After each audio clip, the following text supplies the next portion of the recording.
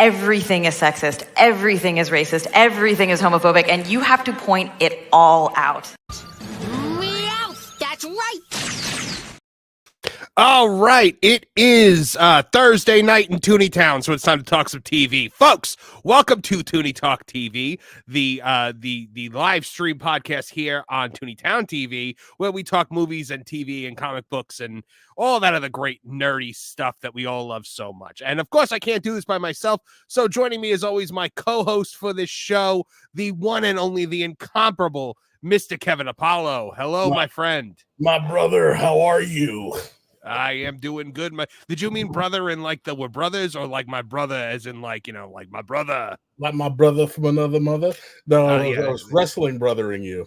Oh, okay. So you BSing me, and you know, brother. Okay. Easy, brother. And of course, guys, we are also joined by our friend from That Pock Place, a good friend. You can find him on the great video podcast, The Lost Guys. He is the one and only Martin Stone. Welcome back to the show, buddy. Thank you. Oh, right. And Martin, how you doing this week? I'm sure you watched The Acolyte, so you're probably you probably need some psychiatric counseling. Am I right? I did watch The Acolyte, but I'm better for no longer watching The Acolyte. I'm not in a current state of watching The Acolyte. That is true. You know, like people ask me all the time, Mom, how's it going? And I'm like, well, I could be watching The Acolyte, so you know, it could be worse. Tomorrow I am going to have to watch The Acolyte again, though, because I have to do the review for the channel, and I promised myself I wasn't going to be as late with the next one. So, good Lord, I got to watch that crap again. But yeah, you know what? Let's get into it. We first super chat here coming from my friend John JID 999. I mean, he said this episode was so bad, the fall at the end, bruh. I mean, look, this was a garbage episode. I mean, so we have here a revisit of episode 3, you know, the worst episode of Star Wars that's ever existed, and we have to go through it again, this time from the Jedi's perspective. And surprise, guys, it was all the men's fault. It was the horrible Jedi. Yeah, it was all the Jedi all along. It was, and not just the Jedi. It was Jedi Master Squid Games and Jedi Padawan White Guilt. They were the ones that did all of this. And of course, they have taken the one character that they had made out of this, you know, out of this show that people like kind of liked in Jedi Master Squid Games, or Master Soul, if you will, and completely eviscerated him. They turned him into a I'm going to say this in a way that doesn't get us demonetized. They gave him a creepy fascination with a child. But, you know, guys, we can't really talk Star Wars without an expert here with us. I mean, you know, we know Star Wars, but some people know Star Wars. And that's why I'm pleased to bring on the one and only Lorne from That Pock Place. Lorne! Hey, guys. How you doing? How you doing? Oh, my goodness. Well, you know what? You are doing better than us because, as we all know from watching That Pock Place, the pro show, you have abstained from The Acolyte. First time, I sure have. Right. Now, as somebody who is a fan of, you know, Star Wars and especially the Jedi, I'm sure that you understand Oh my goodness. You understand what's been done. You've heard about what's been done to the Jedi in this episode. What are your thoughts on what you've heard about what Leslie Headland has done with the Jedi? Well, I'm not really surprised in the direction that she's taken it because they telegraphed all of this before the show even started. Oh, But totally. I think we're listening to everybody describe the episodes as this has been going on. It's been a little bit hard to follow a lot of times just because everybody's ripping on it so hard and trying to get their jibes in that it's been a little difficult to follow the plot. Right. But this last week, when I finally saw that scene of all of the witches collapsing simultaneously, before I'd been angry, and I think that actually let a lot of the tension out of the room for me. I thought it was hilarious. So I don't know. I think this is going to be easily dismissed. I don't think anybody's going to look back on this fondly. So in a way, I think I'm probably less offended by the Acolyte than I was by Ahsoka. So I think that actually makes a lot of sense. I mean, but like if you look at the history of witches in Star Wars, Lauren, I mean, we first met the Night Sisters. What was it in the courtship of Princess Leia, right? Yep. Yeah, I think that was 94. I want to say, yeah. How would you say that the Night Sisters changed from like those first incarnations in the original extended universe, the Legends canon, if you will, to where Filoni brought them in on the Clone Wars, to where we're at now in the Disney canon? Well, they changed a lot because originally, they were a product of exile on this planet Dathomir that was described as mountainous, and they were Sith witches that rode rancors, and that was kind of a cool concept. But it was, yeah. But I don't think they've ever really been portrayed that way since. In that book, aren't they physically described as like when they use their power, they like blood vessels burst and they've got like purplish sort of stains under their skin? They were described as more crone-like. What we're seeing is a younger version of a more emo style witch, I guess you would say. Mm-hmm. Whereas the courtship of Princess Leia witches were more of the traditional crones, bubble, toil and trouble kind of thing, especially Githzerian, who was the leader of the witches. That said, when it came to the Clone Wars, I didn't really mind the alterations to the Night Sisters so much, but not so much because of what he did with the witches, but what he did with Dathomir. I had always pictured Dathomir as being a mountainous planet. It was kind of a rough countryside. But what they did in the Clone Wars with Dathomir was make it a truly nightmarish, blood-red place. And I actually thought, okay, this is kind of an improvement. I was never really a fan of the witches as an adversary. Dathomir, like in that and in Jedi Survivor, it was a really cool looking, very like desolate landscape that really just kind of exuded the dark side. And but now I guess they're like Glinda the Good now. The dark side is fine to use, and the witches are the ones that and the evil Jedi appropriated their stunning bravery for their own nefarious ends. Well, it's all just silly, and when you see that scene at the end of the last episode, I've seen clips where I think it's Mama Anasea. Is that how you pronounce it? I call her Mama Yes because she was the one in the actual show that said this. Yes. Or not in the show, it's Star Wars Celebration. So, she is just the cringiest thing I've ever seen in my life. Yes. That is true. Star Wars Celebration with a paid cast in the audience. Yeah. When they just come out and you have Saul kill her while she's doing something that looks nefarious, and then say, "I was going to let her go with you." It's like, that was nobody buys this. That was the stupidest gaslighting crap I've ever seen in my life. I mean, she was literally like I would have let her go with you. Like, come on, you turned into smoke, lady. You turned into smoke, and you started to disintegrate a child. Well, not just smoke. The kid started to disintegrate, and her little pieces were all jagged edges. Yes, it looked as sinister as it could ever possibly be. Yeah, it was 100% good magic. I'm sure it was, right? Yeah. I mean, you think if you're going to do something defensive, at least manifest as a unicorn or something. Going to a giant winged beast is probably not the way to calm tensions down. Well, and how about Padawan White Guilt, where his basic premise the entire episode is I just want to go home, like he's Ric Flair in the early 2000s in WWE. It's fascinating. Like so now Padawans have zero discipline whatsoever. Do not. Yeah, no, follow Padawans are just instructions. teenagers. They don't have to adhere to any rules or anything like that But anymore. like this is supposed to be the golden age of the Republic and the Jedi. So we're not even at the state where we get to the Mace Yoda Kenobi conversation of how the new younger recruits are arrogant and they're kind of losing their way. We're supposed to be Right. top of the line, peak model efficiency, the best of the best, and this is the best of the best. Like the kid was borderline. The kid is a panicky Pete, borderline channeling dark side energy with his behavior. I want to know why they're on a Star Trek style survey mission. Yeah, I watched the team. Like, since when do Jedi go on away missions? And since when do they use metal detectors? Yeah, Like straight up metal detectors. Like it's for the last 8 years of my life, I've been screaming at that Kurtzman because he has no idea how to write Star Trek, has been injecting Star Wars into Star Trek, and now because Hedlund can't write Star Wars, he's injecting Star Trek into Star Wars, and it's all just an awful gazpacho no one wants to eat. I would have been okay with true. the metal detector if the Wookiee Jedi went back to his cabin and was listening to Jimmy Buffett, like a metal detector user does. He found a bunch of discarded wedding rings in the dirt.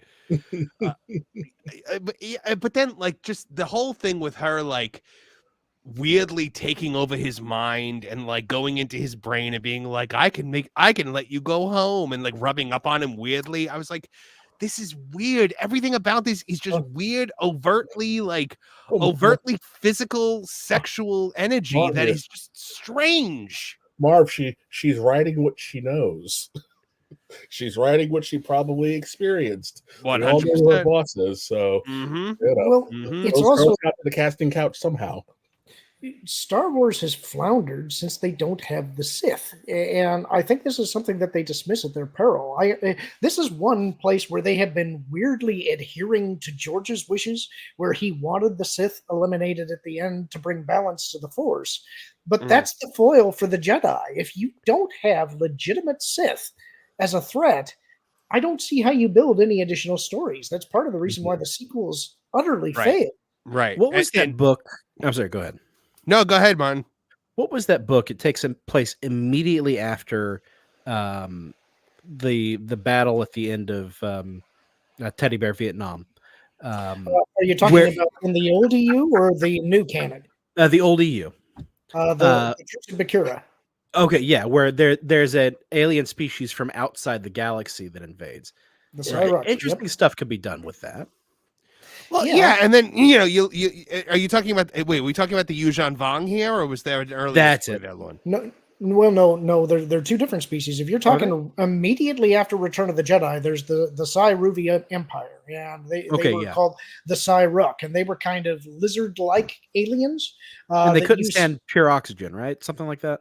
It's that they couldn't stand the smell of humans. They required them to shave all of their hair and to bathe in chemicals so that they wouldn't present a stench to them. They had a technology that they called intechment technology that they would take their captives and put them in basically a pod that had this thing that would close over them with what was called an intechment arc.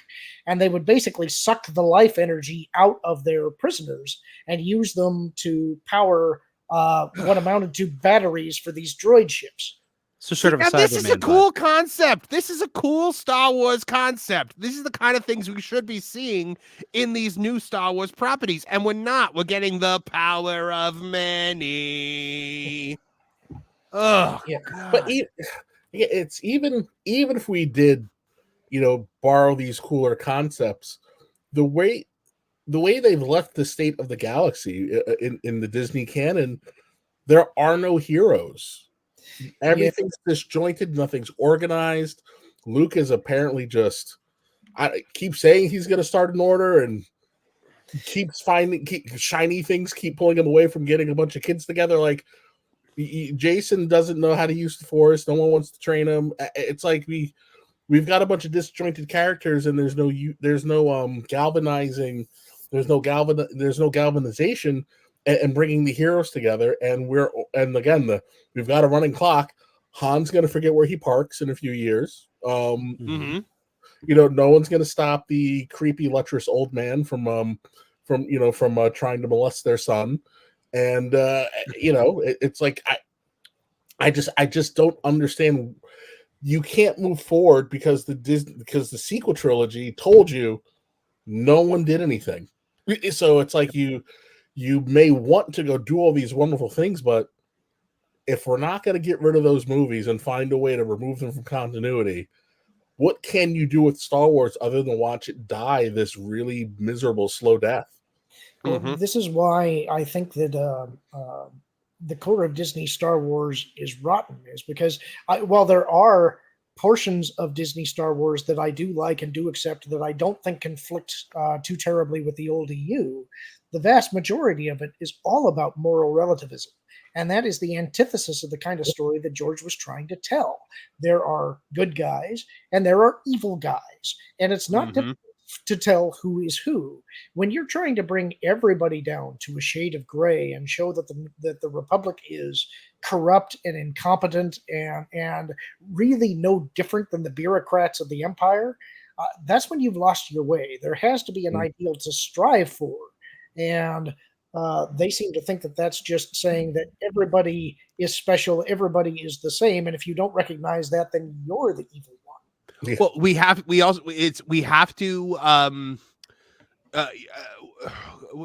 everything's got to be Game of Thrones now, right? Everything's got to be morally gray characters. Sometimes they're good, sometimes they're evil. But the difference is Game of Thrones was that from the beginning. You're taking an established property. It's like if you suddenly tried to turn Sesame Street into Die Hard, it's not going to work. Like they're two just fundamentally opposed things. Like so adding in all this moral grayness, adding in all this overt sexualization of characters, making the look, you could have very easily like maybe had some kind of force connection between Osha and Soul and done it in a way that made sense. But the way she did it was so clumsy and hacky that it just looked like this grown man was obsessed with this little girl. Well, this is a vulgar display of incompetence when we're talking about writing structure, narrative building, connective tissue. Lou laughed when I said he said there's no such thing. It's saying bad fan fiction is redundant, but yeah. I guarantee you right now, as we are speaking, there is some 13-year-old who has written something significantly better than what we've seen on TV for the last 7 weeks. Oh, 100%. 100%. I mean, look, you used to see when George owned Star Wars, the number of fan films that we used to get, Troopers and just so many amazing fan films. And then once Disney got it, remember they started pulling all those down. They started going to fan films that had been up for like a decade. I talk about this all the time, right? Because I love being my age. I am like right in the middle, right? I am the Luke, right? The last of the old, the first of the new, but a little too young to have had access to all the cool equipment to done really cool stuff, but been there to really love it when the cons were legitimately just for fans. So I got to grow up and watch all these fantastic fan projects for Star Trek and Star Wars, and the more corporatized the IPs became, you saw what happened. The people who were being paid to be the creatives realized they were not as creative as the fans, and they made a mission to take away that ever important voice that kept, even when the IPs were in hiatus, this fan love kept it fresh in your heart. The whole reason for that is that the fans are passionate about it. They love it. They have a reverence for it. And the people that are making it now, they may like it, but they see it as a platform for whatever they can springboard to next. And I think the thing that demonstrates this the best, if you want to go to a cinematic source, is Galaxy Quest. Because Galaxy Quest got it. It understood that the fans are the things that make the ship fly. They're the ones that pore over the technical manuals and understand how the ship works. And it's all because they love it. They want this thing to work. They want it to be consistent. And that's why I think so many people have a visceral reaction to whenever Dave or somebody that's affiliated with him co-opt something that had existed before, but they change it.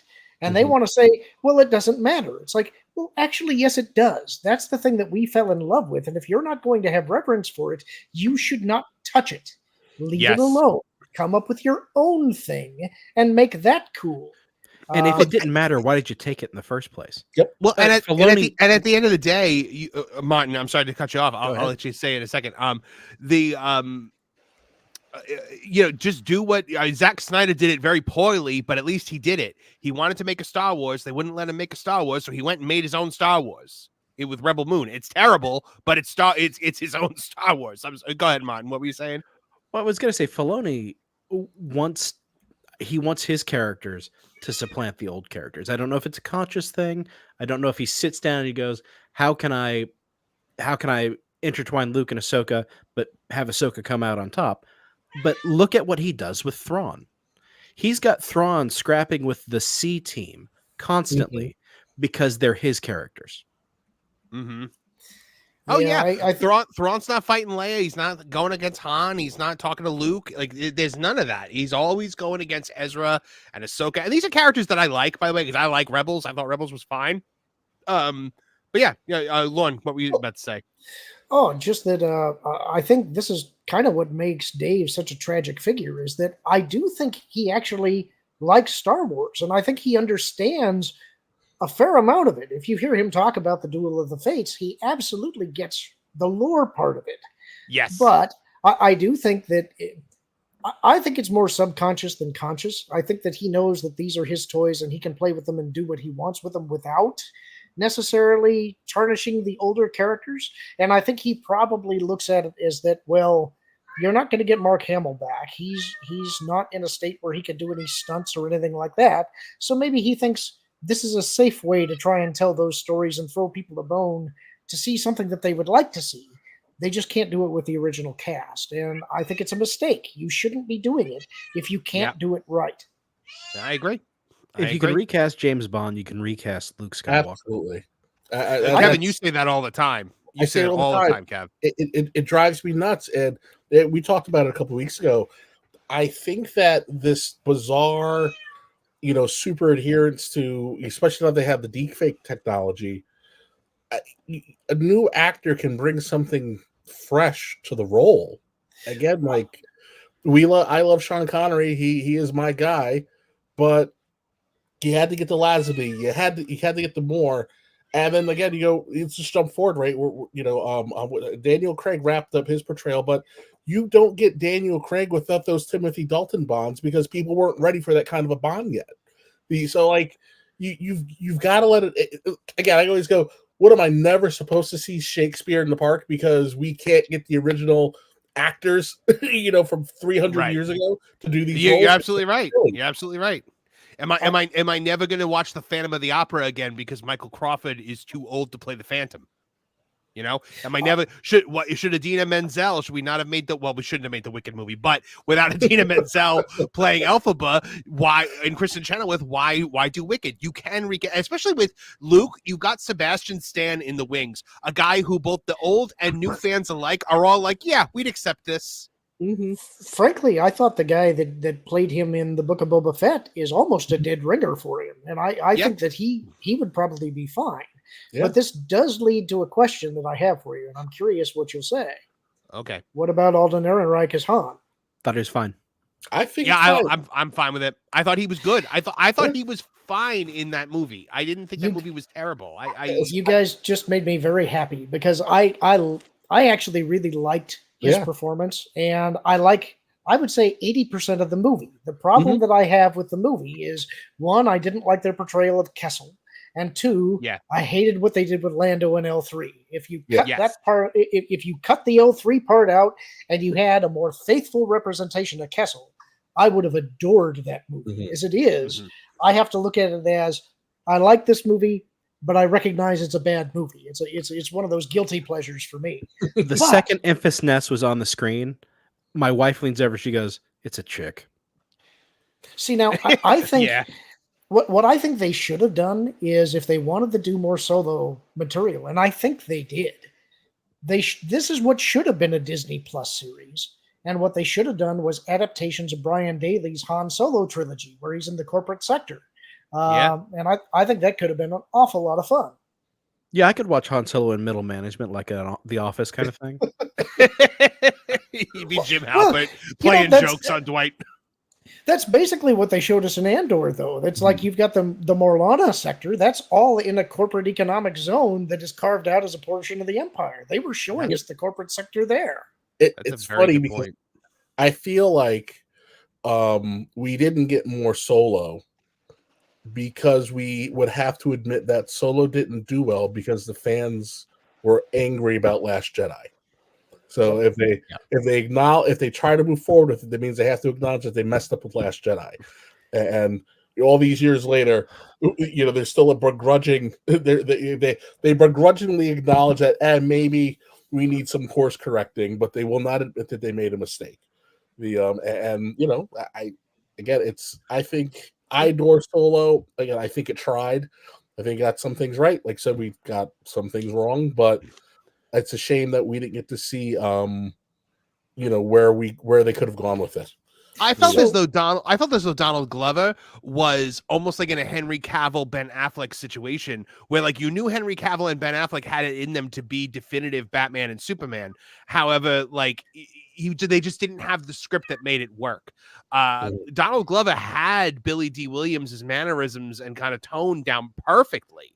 And with a more competent script that didn't have the L3 stuff in it, I think he could have been a definitive Lando Calrissian. And there was a rumor a while back that they were going to do a Lando series where it was going to be like there was like a mystery in the past and a mystery in the present, and so you'd have Billy D. Williams and like and Donald Glover. And like you bounce back and forth between the two of them, and the things that Donald Glover uncovers in the past inform what Billy D. Williams is finding in the present. I would have liked that. I thought that was announced, much like all of our Star Trek sequels. We go to Star Wars Celebration to get an announcement of projects that are never going to come to be. I would have had like a Highlander esque like gimmick to it, and I would have really liked that. Lauren, what do you think about an idea like that? Well, I just wanted to look it up to make sure I was right. I'm wondering if we've got two things conflated here, because there was an announcement made that there was going to be a Lando series, but I hadn't heard any of those details that you said. There was, however, a Han Solo novel that involved Lando that had a plot structure exactly as you're describing, with younger Han and Lando and older Han and Lando involved in this mystery that ties together in the novel. It was a terrible novel. But it was called Last Shot. Did you hear that they were doing an adaptation of that? No, I don't remember where I heard it. I mean, look, I might have just heard it as somebody spitballing and just thought it was a good idea and it stuck in my head. I don't know. I'm pretty sure that when they announced the Lando show, they said that it was going to be Billy D. and Donald Glover. It was Billy D. and Donald Glover. Billy D ain't letting go of that character. He loves that character, and he played him really well again in Rebels. I love the Lando episodes of Rebels. I thought those were really good. By the way, though, what would have made Solo so like would have just made it perfect if instead of it being Paul Bettany as like some new character, why couldn't it have just been the Black Sun and Shizor? And then Shizor six Boba Fett on them, and you find out why Boba Fett has so much hate for Han Solo? Well, it might have been. I don't remember who it was that was cast, but it was another actor that was going to be playing that character, but he passed away. And so Paul Bettany became kind of a late game replacement. Oh, okay. The original character was going to be an alien, and there was elaborate makeup involved, so it could have been Shizor. I mean, you got to think that in the realm of them like bringing in all these extended universe characters, you've got to think the three that are kind of on the table right now that Filoni is probably wants to do for better or worse: Mara Jade, Shizor, and Darth Revan. I don't know how you touch Mara Jade after what they've At done this to point, Luke. I have no idea either, because you've already had Luke's ending. We've already Also, seen no where Luke's redheads. story ends. Unless was that, you're Martin? Disney is allergic to redheads. Yeah. They won't Well, do yeah, it. you have to. I guess Mara Jade would just be played by Zendaya. Exactly. We don't have these Zendaya with rules red there. hair. I wouldn't be against seeing a Talon Card series. It might be interesting to get another scoundrel smuggling kind of a series. Yeah, and I thought the Yuuzhan Vong was such an interesting concept. These beings from outside the galaxy that the Jedi cannot feel in the Force, the organic technology. I thought that could have been really cool to see in some kind of modern day Star Wars thing. And look, at the end of the day, Jason and Jaina Solo, infinitely better than Rey and Kylo Ren. I mean, come on. Jaina Solo, she's a Jedi and a fighter pilot in Rogue Squadron. How is that not the direction you go? How do you not go the direction of us letting us see Luke, Han and Leia's family, letting us see Luke settling down and starting the Jedi? You robbed us of that. I'm sorry, Lord. Go ahead. No, I was just going to say we never did get the Sword of the Jedi arc either. And that's kind of a dangling thread there that could have kickstarted a whole new generation. They could do. They got those MedStar books, so like support staff for the Clone Wars. That could be an interesting thing to play with. And then they got the Young Jedi Chronicles or Young Anakin the kind of Young stuff. Jedi Knights series. Yeah, they've got some good stuff. I mean, I guess if they really wanted to, they could say there was another Solo kid. Luke did have a family. We just didn't mention it. I mean, we're not exactly dealing with a bunch of people with a sense of shame. So it wouldn't shock me if they tried to horseshoe it in if they really, really had to. Yeah, but Luke abandoning the galaxy is one thing. Abandoning his kid is a whole other. That's I guess what could we say that somehow maybe Luke got separated from Mara Jade on the other side of the galaxy whenever we wrap up this Throng thing. Hey. Well, the one way you could do it is say that the Luke that we saw in the sequel trilogy was really Luke, but then you've got to explain how did they swap him out and what's he doing on this island? The cloning from Mando season 3. Okay, you know what? At this point, I would accept somehow Luke Skywalker returned. I'd be okay with it. Infinitely better than Palpatine again. Well, yeah. At this point, why not? But I mean, we're trying to come up with an overly convoluted way to fix it, though, and the way to fix it is axe the cancer, get rid of it. It's absolutely an anchor on the entire brand. If everybody knows this is where it goes, it will never achieve the heights of popularity it once had again, ever. So looking at what Leslie Headland has been saying, because she's been saying a whole lot of stuff lately. Hold on, I have some stuff from That Pock Place, our good friend John Trent. Leslie Headland claims that her head witch turning into an ashy Dementa was actually her transforming into the Force. What?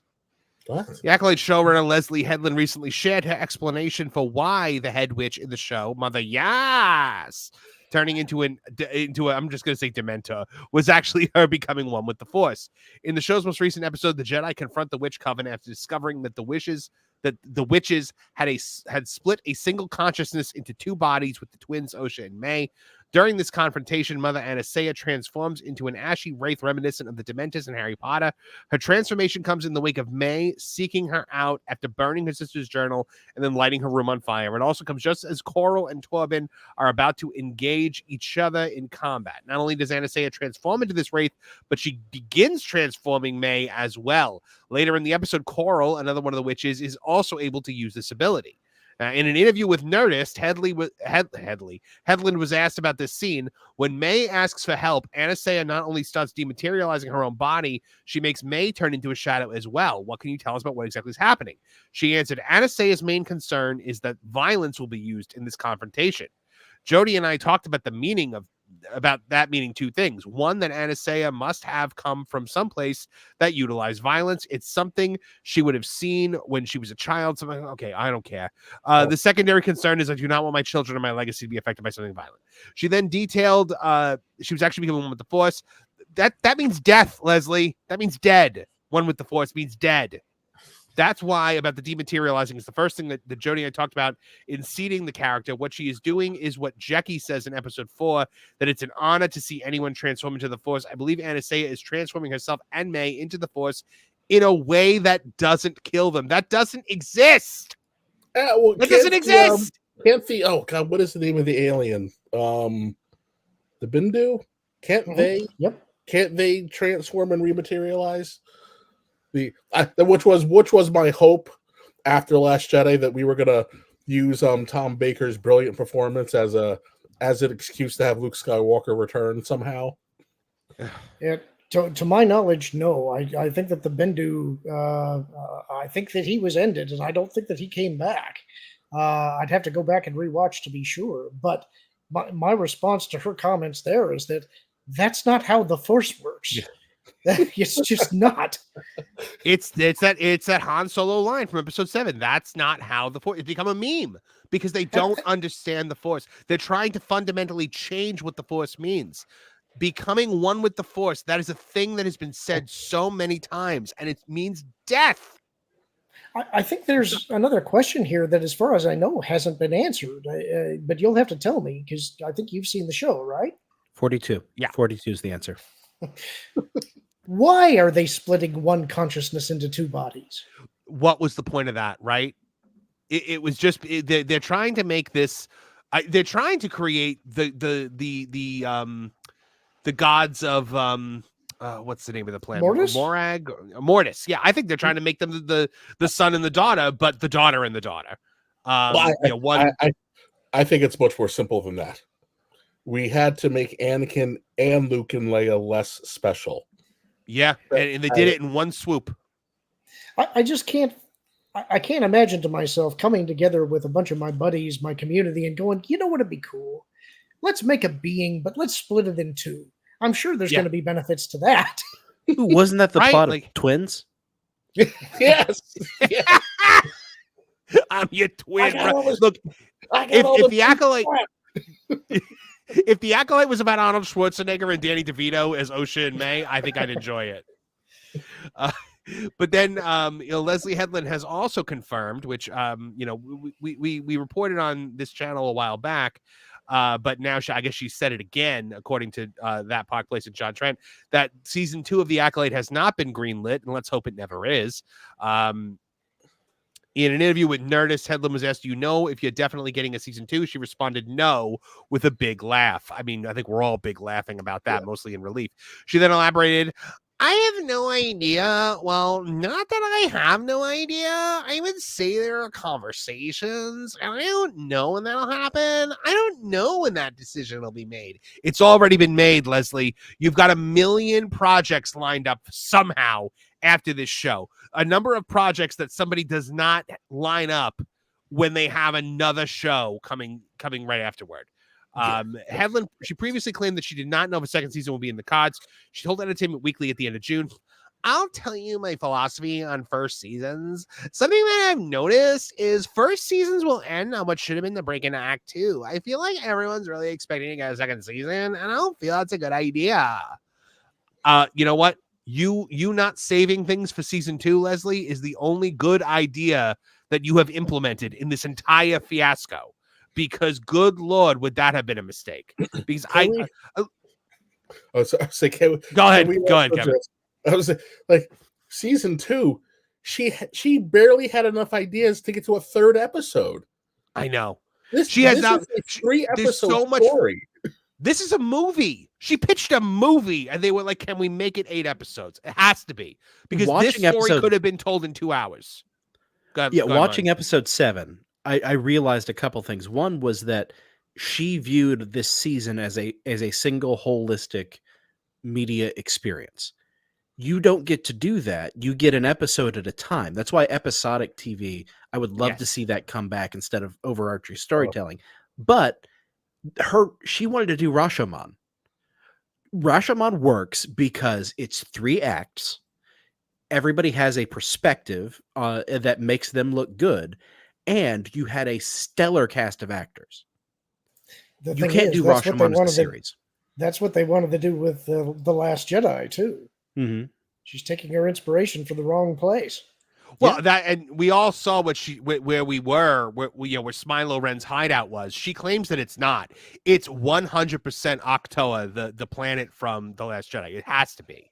It is not. I can tell you where it is. Oh, okay. Go ahead. It's Baldemnik. It's a planet from Darth Plagueis, and it Yeah. Yeah, it's a source of cortosis. Cortos. And, Yep, that's what Dot Tenebris dies in that book, right? Yep. So that's the planet they're on. It's Baldemnik. So you think it's a Baldemnik? Okay. Like when I looked at the two establishing shots of Octoa and this unknown planet, and it's like the same island. There's even the second smaller island next to the island, and the little chickadees look like either a less evolved form or a baby form of the green milk alien that Luke is squeezing every day for his nourishment. Well, I think this just goes to them doing the same thing that they've been doing and saying, the Sith and the Jedi are essentially morally equivalent. They are the same. Yeah, right. And I think they're just doing it in a visual style. So she said no season 2. Now, here's the reason why you're not going to get a season 2, because new viewership data for the Acolyte has confirmed that Star Wars fans are abandoning this franchise. Data analytics firm Nielsen released their data for the week. The Acolyte had its 2-episode premiere and confirms Star Wars fans are abandoning the franchise. Not only are they abandoning the franchise, but the series is one of the least watched live-action Star Wars premieres on Disney Plus based on minutes watched. Now, that is the that is how we are kind of judging streaming shows nowadays, is minutes watched. So Nielsen reported that the show only garnered 444 million minutes watched for its 2-episode premiere at the beginning of June. So you look at this, Eric was number 1 and it had 926 million minutes, and the Acolyte was number 7 with 488 there. All right, so that was with 2 episodes. This was 6 versus 2 episodes. So it's got the least amount of episodes on here that were being that people were able to watch. But you also look, Bridgerton is on there. These are things like Evil, Geek Girl, Dancing for the Devil, the 7 million TikTok cult. These are things I've never heard of. I mean, I've heard of Bridgerton, but like, and it's walloping Star Wars. I'd say I was Evil. I kind of surprised because Evil was originally on CBS for its first 2 seasons, went to Paramount Plus, and we all know no one really has Paramount Plus. So if you're being beaten by Paramount Plus shows, that means no one is watching your content. Yes, 100%. So for comparison, Ahsoka arrived on Disney Plus in August 2023 with a 2-episode premiere that had 829 million minutes watched. That's the total minutes watched between Ahsoka and the Acolyte's premiere is nearly a 50% decline. Now, the big caveat is that Ahsoka's 2-episode premiere had a total runtime of 101 minutes compared to the Acolyte's 82 minutes. However, even if you use Disney's simple total minutes viewed divided by total runtime, Ahsoka's viewership comes out to 8.2 million views compared to the Acolyte's 5.4. That's a 34% decline from Ahsoka to the Acolyte. So people just weren't interested in this. And then when you compare it to The Mandalorian season 3, it's nearly a 50% decline. And then once you realize that the premiere episode was only 37 minutes long, that means by Disney's calculations, it would be 22.2 million views. That's a 75.6% decline. It's insane. So I want to play a little bit of devil's advocate here, just because I like to do that from time to time. Go ahead. And say that one of the things working against the show, besides itself, is the fact that Star Wars has a very convoluted timeline. And one of the draws for Ahsoka is, at least if you're a Star Wars fan, you've got familiarity with her through the Clone Wars and Rebels and everything else. You know who Ahsoka is. If you're part of the casual audience that is coming in to see this Star Wars show, you're not going to know anything about the High Republic, and you're not going to be understanding, why are we 100 years before the movies? What even is this? You're going to enter confused. It's like, this is the Jedi, they're dressed differently. They're wearing these gold robes, and it They looks got like a they got the religious. they got the chunky lightsabers too, like older versions of lightsabers. Yeah, it looks like an offshoot of the Jedi religion. It's like, what is this some strange offshoot cult? You know, and I think it probably confuses audiences a little bit. They don't know what's going on. Well, now, as far as people abandoning this, even the shills now are starting to abandon it, because we have seen YouTube personality Grace Randolph turns on Lucasfilm's The Acolyte, says episode 7 was awful, not to be confused with Awful Wrestling, her biggest fan, after claiming that criticism of the show was hate speech.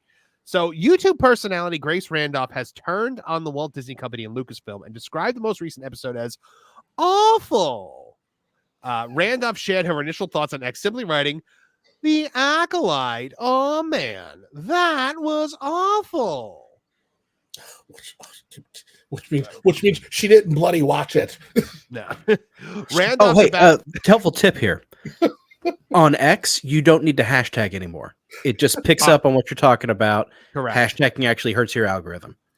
It's Well- not like this is her job. I feel like this is other things. There are other things in the public sphere that are going through the same kind of trajectory right now. You know, there are times when something is so badly wounded that you realize there's no longer any benefit to hanging on to this. It's like there's no way to defend this. You have to let it die. You mean like Old Mhm. Yeller? Something like that, yeah. It's old. Yeah, it is Old Yeller. You got to put it down. So Randolph's about face in the show is quite dramatic. Back in June, after the first 2 episodes premiered, Randolph called the majority of people criticizing the show grifters. She wrote on June 6th, "I think it's funny that the anti-hashtag the Acolyte people are yelling shill at anyone who likes it. Yet the hate is largely being driven by people who are making money off of it, aka grifters." By the way, my Grace Randolph impression is spot on. If you've never heard her talk, Kevin, am I lying? No, you're in the neighborhood. You're right down the street. After calling people criticizing the show grifters and making it clear she had a problem with it, Randolph hypocritically followed up by writing, "By the way, I have no problem if you don't like hashtag the Acolyte, but there's no need to go full Sith on it." That is Less than a slur, and you are not allowed to use it. How Sith, yeah. dare you? Apparently, Sith is That's a their slur word? now. That's their word. She also said, "I will say that I think it's going to be very hard for Disney to cast upcoming hashtag Star Wars projects because this level of hate just isn't worth it, even for up-and-coming actors. Like poor Lee Jung-jae, coming off Squid Game, doing a great job on The Acolyte, and for what? People are actually praising Lee Jung-jae. Like, he's like the one thing from the show that I've seen pretty much everybody like universally praise. Right, but is Lee Jung-jae an up-and-coming actor? That would be like saying Ken Yeah. Watanabe was up-and-coming after The Last Samurai. If I haven't seen it, it's new to me. She's good look. I mean, Grace Randolph doesn't have a huge success rate with the Asian community. Remember when she was like, "I don't understand why Mario is turning into a cat. I guess it's because Japanese people like cats." And I was like, "Really, lady? Like, that is like ridiculously offensive." I mean, if you've been around long enough, we've been watching Grace make a fool of herself before YouTube. So when Yeah. she essentially called everybody at Latino Review any variation of something racist imaginable. What did she do before YouTube? Because I only knew her through YouTube. Oh, she's always been a movie review in that space person. Okay. Her feud with Humberto Gonzalez is legendary. Was she actually on TV then before YouTube? No, I don't know, but she was just. I remember coming across her blog, like it was like right when like what everybody does Latino Review back then was notoriously fake, but every once in a blue moon, 1 or 2 writers would actually get it right. And she had some choice words that were when you read them out loud, you're like, what simpleton thought this was going to go over well in a public space? And then they feuded for a very long time, and it came to an end when she started her channel, because everyone was like, no, you sound a little racist, Grace. This isn't working for you. She's hysterical because she's the biggest shill and virtue signaler out there, and she's constantly saying racist things. I watched. I'll tell you right now. I would bet my life she did not watch a single episode of The Acolyte. She got her Disney talking points, and then when she realized this isn't going to go her way, she decided to say this was awful to graft off of everybody else who's already made their money. Yeah, in keeping with what Martin said about how this is meant to be consumed in one binge like a movie would be, there is nothing anchoring these flashback episodes to the present. We're not like you'd assume that if this was a standalone episode, you start off with Soul sitting there in the ship with May, and he sits down next to her and he starts telling her this story, and then at the end you bookend that with maybe like Smilo Ren telling Osha this story, because that's how you anchor it in the present instead of, because what if somebody just picks up this show randomly and or walks, your wife walks in the room, she should be able to tell what's going on. Well, again, I nodded off because the show is so awful, and when I woke up, I thought I was watching the wrong episode, so I had to back out and go back in. But especially when the last episode ended with, "I've waited 20 years to tell you something. You're going to listen." How do you not go back to that immediately? Yep. Why do we have an entire episode of not seeing Smilo and Osha? It's it's like she saw someone do this somewhere and was like, "Oh, this would be cool if we do it." Too much. Way too much. It is storytelling 101. She lets any momentum that she gets die on the vine because her story demands that she backtracks now. It's terrible. It's terrible. I mean, and just things that, and how about, just because every second of this had to be a painful experience, how about that ridiculous song that they started playing during the post-credits? Lauren, did you see that? I came across it on Twitter. I listened to about a minute of it, and that was all I could take. I couldn't get through the whole thing. So I didn't know about it at first. Like I heard about it on the Pro show, on the Acolyte After Party with Pro, because I came on after it. So I finished that episode and I was like, ugh, I'm not watching another second of this. The second I saw the credits pop up, I turned it right off, and everyone's like, oh, and that song. I was like, what song? And then I looked back the next day and I was like, oh no. The thing is, if you didn't know, if that just popped up on your feed, you would assume it was one of us making that to make fun of the show. Yes, it sounded like a song parody. And when has contemporary music ever had a place in Star Wars before? It is so it is so opposite of whatever George Lucas's vision was. And that's Leslie just further on, just trying to be like, I think it's misogynistic to still talk about George Lucas. Remember she said that a while back? Like that it's misogynistic. It's such misogyny to say that only George Lucas can tell Star Wars stories. No, he created the world. Stop it. You are not entitled to play in Star Wars because you want to. Yeah. Well, I think the owners feel that way, though. It's to them, possession is 9/10 of the law, and they seem to be enjoying the fact that they are causing us all of this mental angst. To them, this is fun, but it will catch up to them. I mean, eventually, the money does run out, and eventually, you're no longer hot. And when that happens, everybody's going to remember you're the people that were responsible for this. The most evergreen property on earth. Business courses will be taught about this. I remember when I was in high school, I took a entrepreneurship business law course, and one of the things that we had to do as a case study was Famous Amos cookies. Are you familiar with that story? I'm not familiar with that.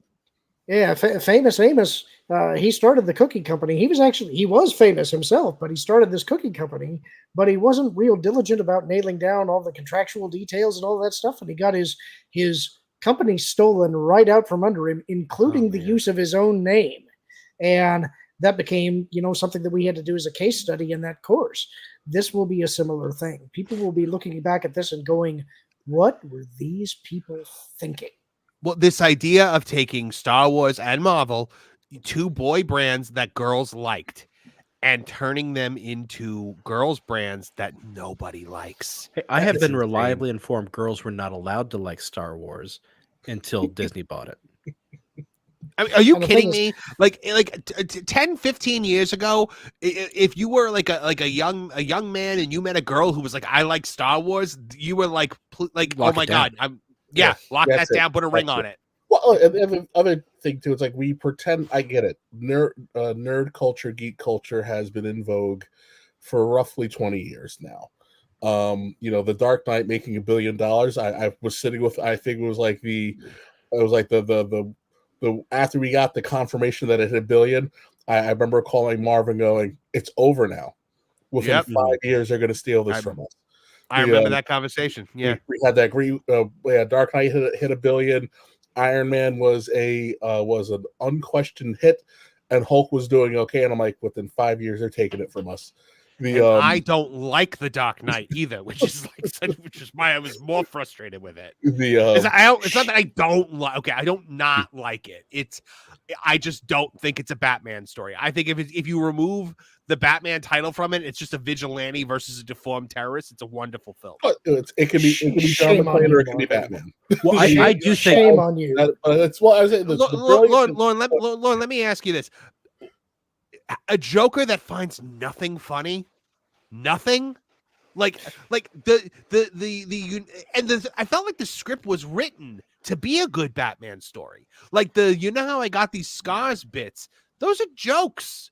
He should be delivering them with some pizzazz, some showmanship. I just did not think he understood the character at all. I disagree with you. I think he found the entire thing funny. I think that he loved tying Bruce up in knots.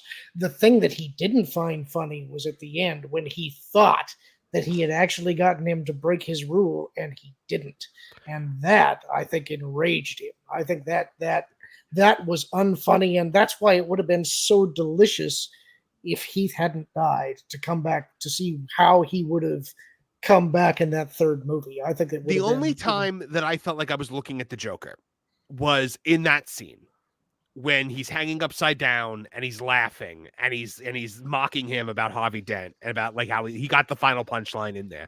That I liked, but I don't know, for most of it I just felt like it was very dour, it was almost too earnest. I don't know. So how did you feel about Batman Begins? I love Batman Begins. I think Batman Begins is the best of that trilogy because it's a Batman story. We are watching him figure this out. It was a great Batman Year One story, and I loved. Look, I would have preferred the inclusion of Ra's al Ghul to include two things: one, the Lazarus Pit, and two, the correct pronunciation of the man's name. But I do love that lady at the party's like, is it Raz? Apollo does this the best. Yeah. Is that Mr. Raz Al Ghul? I loved on Arrow. On Arrow when they brought Ra's in and he was like, I'm Ra's al Ghul, and they're like, oh, Ra's al Ghul, and it's like, no, I just told you my name, you slovenly American. Like, yes. I do love that they did make that very subtle delineation. If you were a trained assassin or not of American lineage, you said Race, and if you were a dumb American, you said Raz. The beauty of the Dark Knight is, I think that this is to me why I love it so much is because yes, anybody can be in the story. That is the beauty of Batman in general. Batman is wish fulfillment. There isn't a person alive who hasn't had the and I would say especially probably young men who hasn't had the fantasy of the heroic last stand where you're hopelessly outnumbered and or being Batman. So like you go into the Dark Knight and it is a morality tale about unintended consequences. And he came in and he raised a a poop storm and punished everybody, and he didn't take a second to think about what the consequences of his actions were going to be, and there was a response that he wasn't prepared to receive. And you watch this movie and you watch him toil and try to figure it out, and he has to rediscover himself. He has to rediscover how to refine his mission, and he has to learn how to accept that, yes, there are going to be casualties. If I'm going to do this, there are going to be unintended consequences, whether I like them or not. It's a fascinating story. And yes, the beauty of it is it can be Batman, it can be John McClane. It could be John Lithgow in this movie. It could be it could be Denzel. You can tell this story, and it resonates because it is so in this fantastical world. It is real. It's something that if this happened, you can go, this is real. And as dour as the movie is, it ends with hope, right? Like everybody in the two ships, they do the right thing, right? When you're watching, I do like the two ships. That is a very Joker thing to do. I do like that. Yeah, I think. Okay. I think that I get what you're saying, that it's not a Batman movie. I think it is a Batman movie. I think it's good. I like it quite a bit.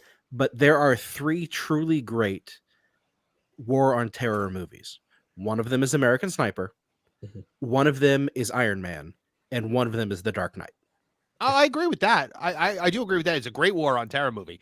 I also feel like it is yet another missed Two-Face opportunity, because we have never done a movie where we delve into the actual duality of Two-Face and the split personality. The only thing that's ever done it correctly on film that I've ever seen has been Batman the Animated Series with Big Bad Hav.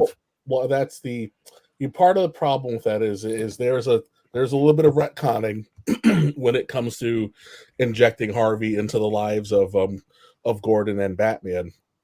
So a lot of people who sit down to do these movies, they don't really like, if you're going to do it, this movie should be opening up with, Lieutenant Gordon and Assistant DA Dent, and they're there from the beginning. And other than Tim Burton trying to do it in Batman '89, because when you see what his plans were for Billy D. Williams, it was pretty awesome. But Ranger 7 Studios just said that in the chat. He also said this: Batman Returns is still the best Batman movie ever. Fight me. I will fight him. I will. Yeah, I will too. When the Penguin was a sewer monster. But I'm sorry, Kevin. You would continue. Batman Returns is the greatest anti-Christmas movie ever, and I don't mean it's anti-Christmas. It's the antithesis of the Christmas season that still celebrates the Christmas season movie of all time. He totally derailed what my initial point was, but. See, now what I liked about the way that you were talking about The Dark Knight was you were pointing out that he was not prepared for the consequences of what he got, and Alfred is the one who says that to his face. I also love the fact that Bruce is in a period after Rachel dies when he's despondent, he's broken, and it is Alfred that has to tell him, you know what, she actually gave me this card. She was not going to wait for you. This is what you brought on yourself. Now you have to deal with it. And in that way, it does capture the best parts of Batman Year One and The Long Halloween. Those are does he give him the card, or does he not give it to him? But then he tells him about it in the Dark Knight, in the horrible movie, in the really bad one. In the I didn't want an Oscar temper tantrum. Batman Tale of Two Cities. Yes. Oh my god.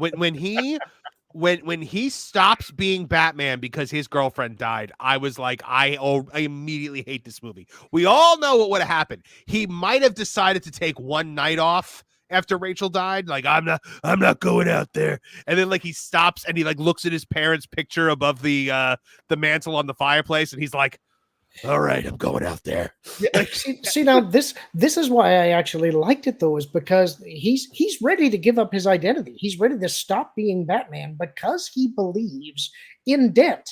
And then when he's about to step forward during that press conference, Dent takes the fall. He gets up and says, I'm Batman. Arrest me.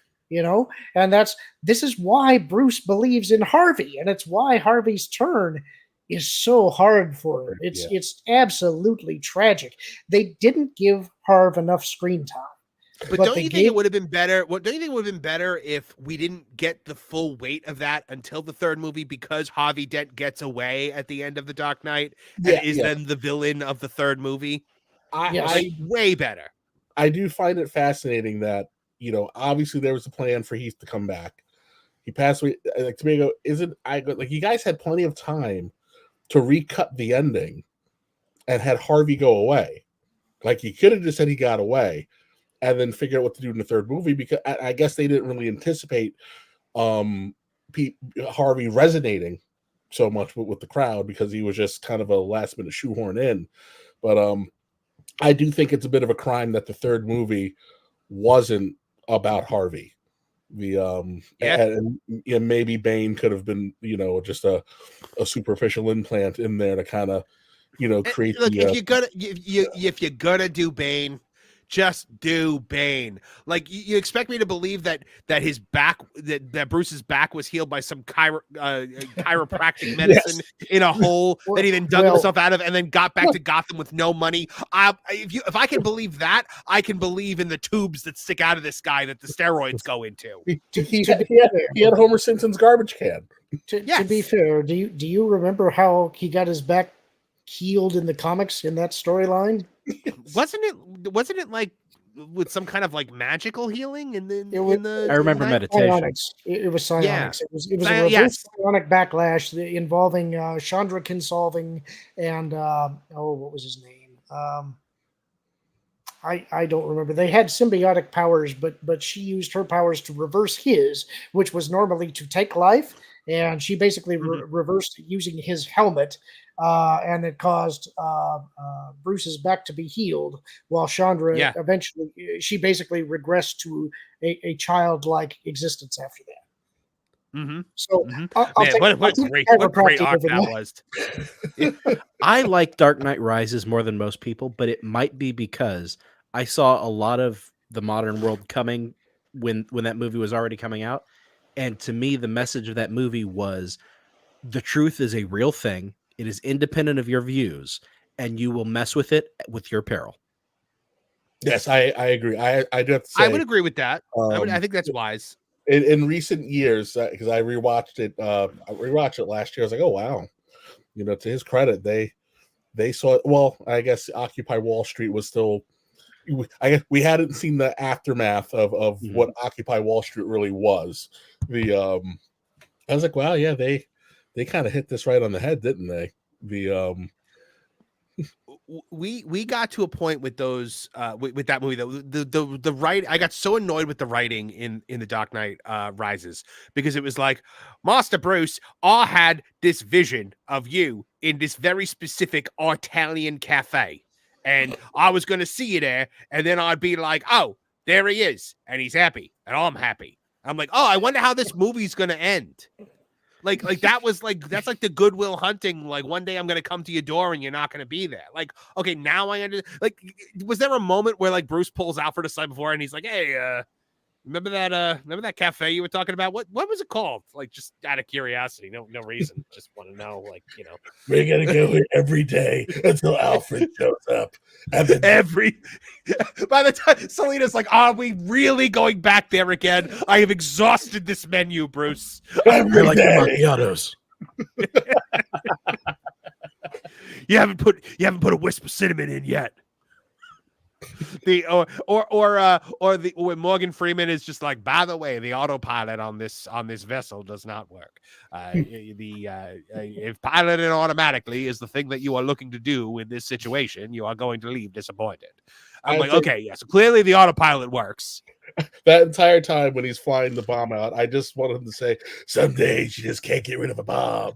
Had he said that, every bit of criticism that I had about that movie would have vanished.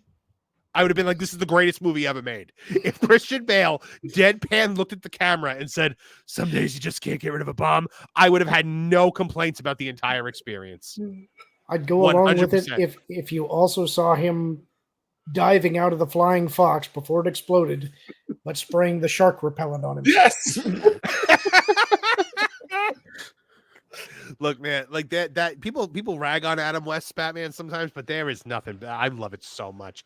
I actually think that Cesar Romero is just a fantastic Joker, and don't even get me started on Frank Gorshin and Burgess Meredith as Riddler and Penguin. I mean, iconic performances. I love that Romero refused to shave his mustache. Oh, I know, and you know what? When you're a kid, you don't notice it. Yeah. It's one of those things like when you're told that Zach the Black Ranger on Power Rangers only has 9 fingers, and like you don't notice it until you notice it, and then you always notice it once. Like Scotty.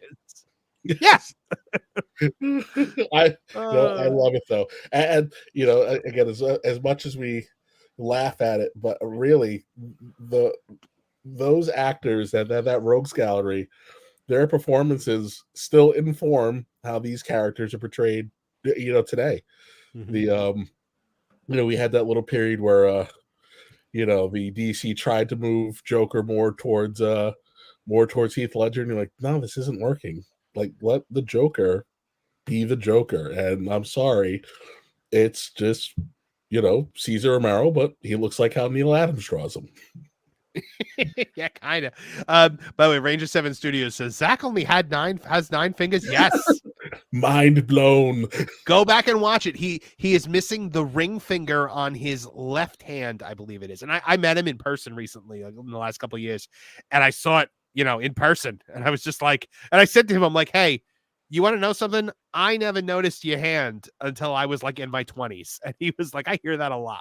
So, that was one of 2 questions I had of him. I had that one, and I said, when the hell are we getting Space Cases on some kind of streaming platform?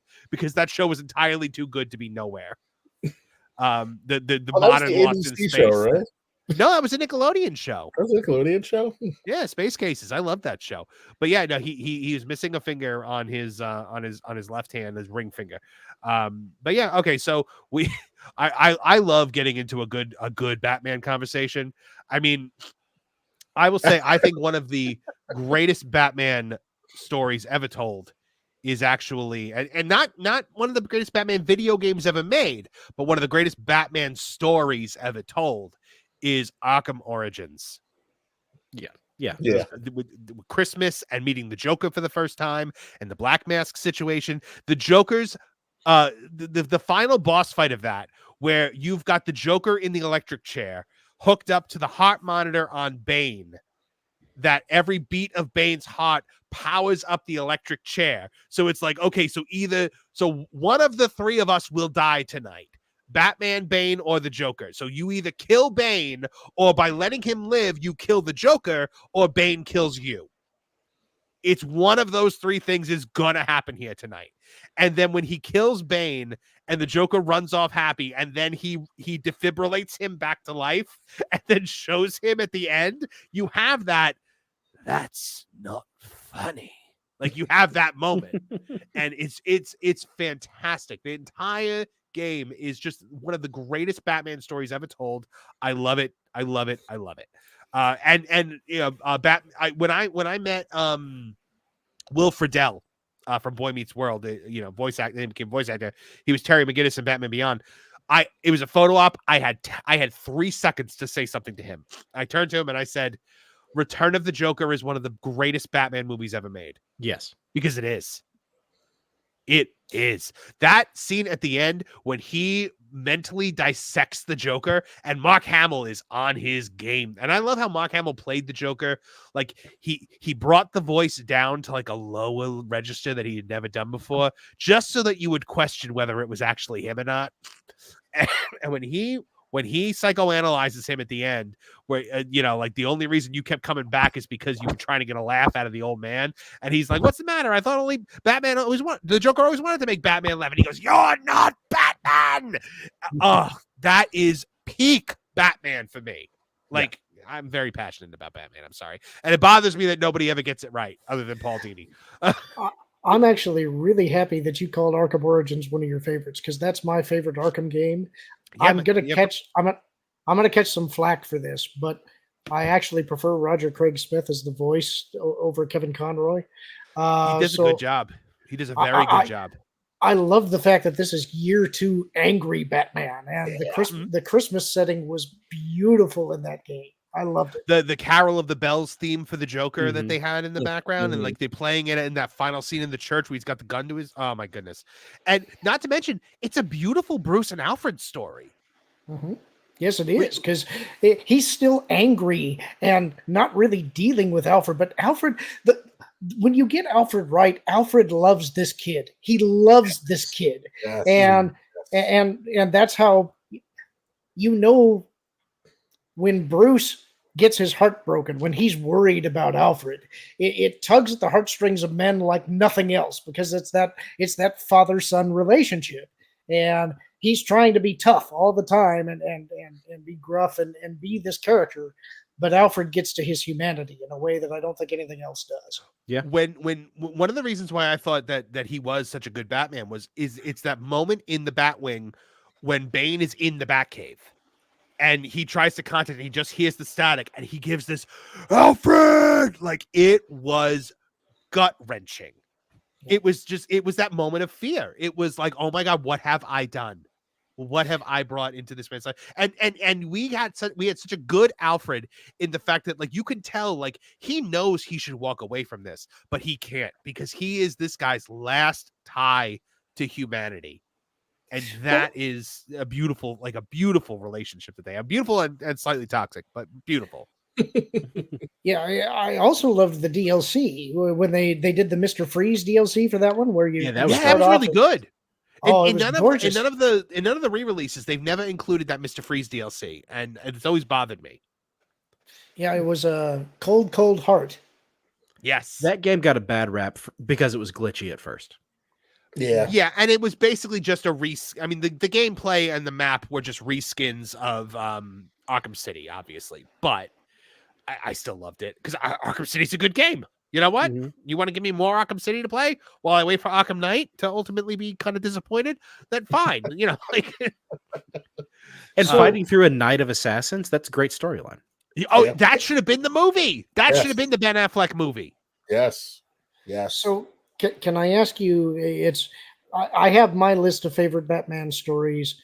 Where does the Court of Owls sit with you? I really like the Court of Owls. I think it's the greatest modern story of like the modern age. I don't like think that they introduced this thing that Batman should have known about. Kevin and I have talked about this at length about the fact that it's hubris to this point that he looked into it when he was a teenager and could just never comprehend that he was wrong. Kevin, go ahead. Yeah, it's Scott Snyder. I love his run. I love his run. He's one of those you can tell when certain writers when you can guess when they were introduced to a character and probably who was writing the character. So like you could tell he came along, probably during the Chuck Dixon era, but the animated series Batman is his Batman.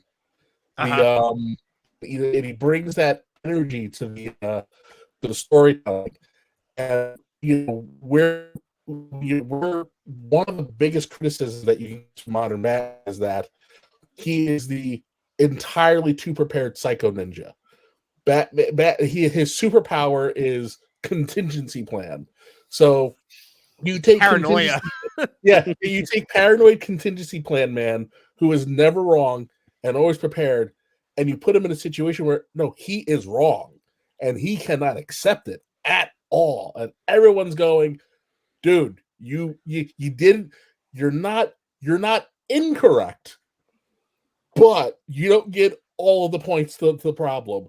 There's an issue here that you're refusing to grasp, and you're just watching him like just fumble around and just not be able to comprehend that he didn't get it right, and that maybe he's wrong, but he just can't accept it.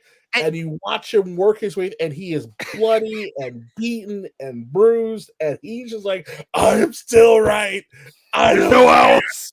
There's no such thing as owl. Even those 500 owls punching your face. You're not real. I love that it's Dick. Dick is always the voice of reason. Yeah. Bruce, there's very clearly a court of owls. They're hunting us. There's no owls. I looked into it when I was 16. You don't think that maybe you could have made a mistake? No. Or like, and Snyder did this so well because it happens again during Death of the Family, when the Joker comes back and he's like, he clearly knows who you are, Bruce. He doesn't know. He was here. He was in the cave. He wasn't here. He attacked Alfred. That's because Bruce Wayne's involved with Batman Inc. That's dumb. He attacked Alfred because he knows who you are. It was great. Now, I will say, nobody since that comic run has ever done the Court of Owls correctly again. No, Every game, every cartoon, every live action attempt, it has all failed miserably.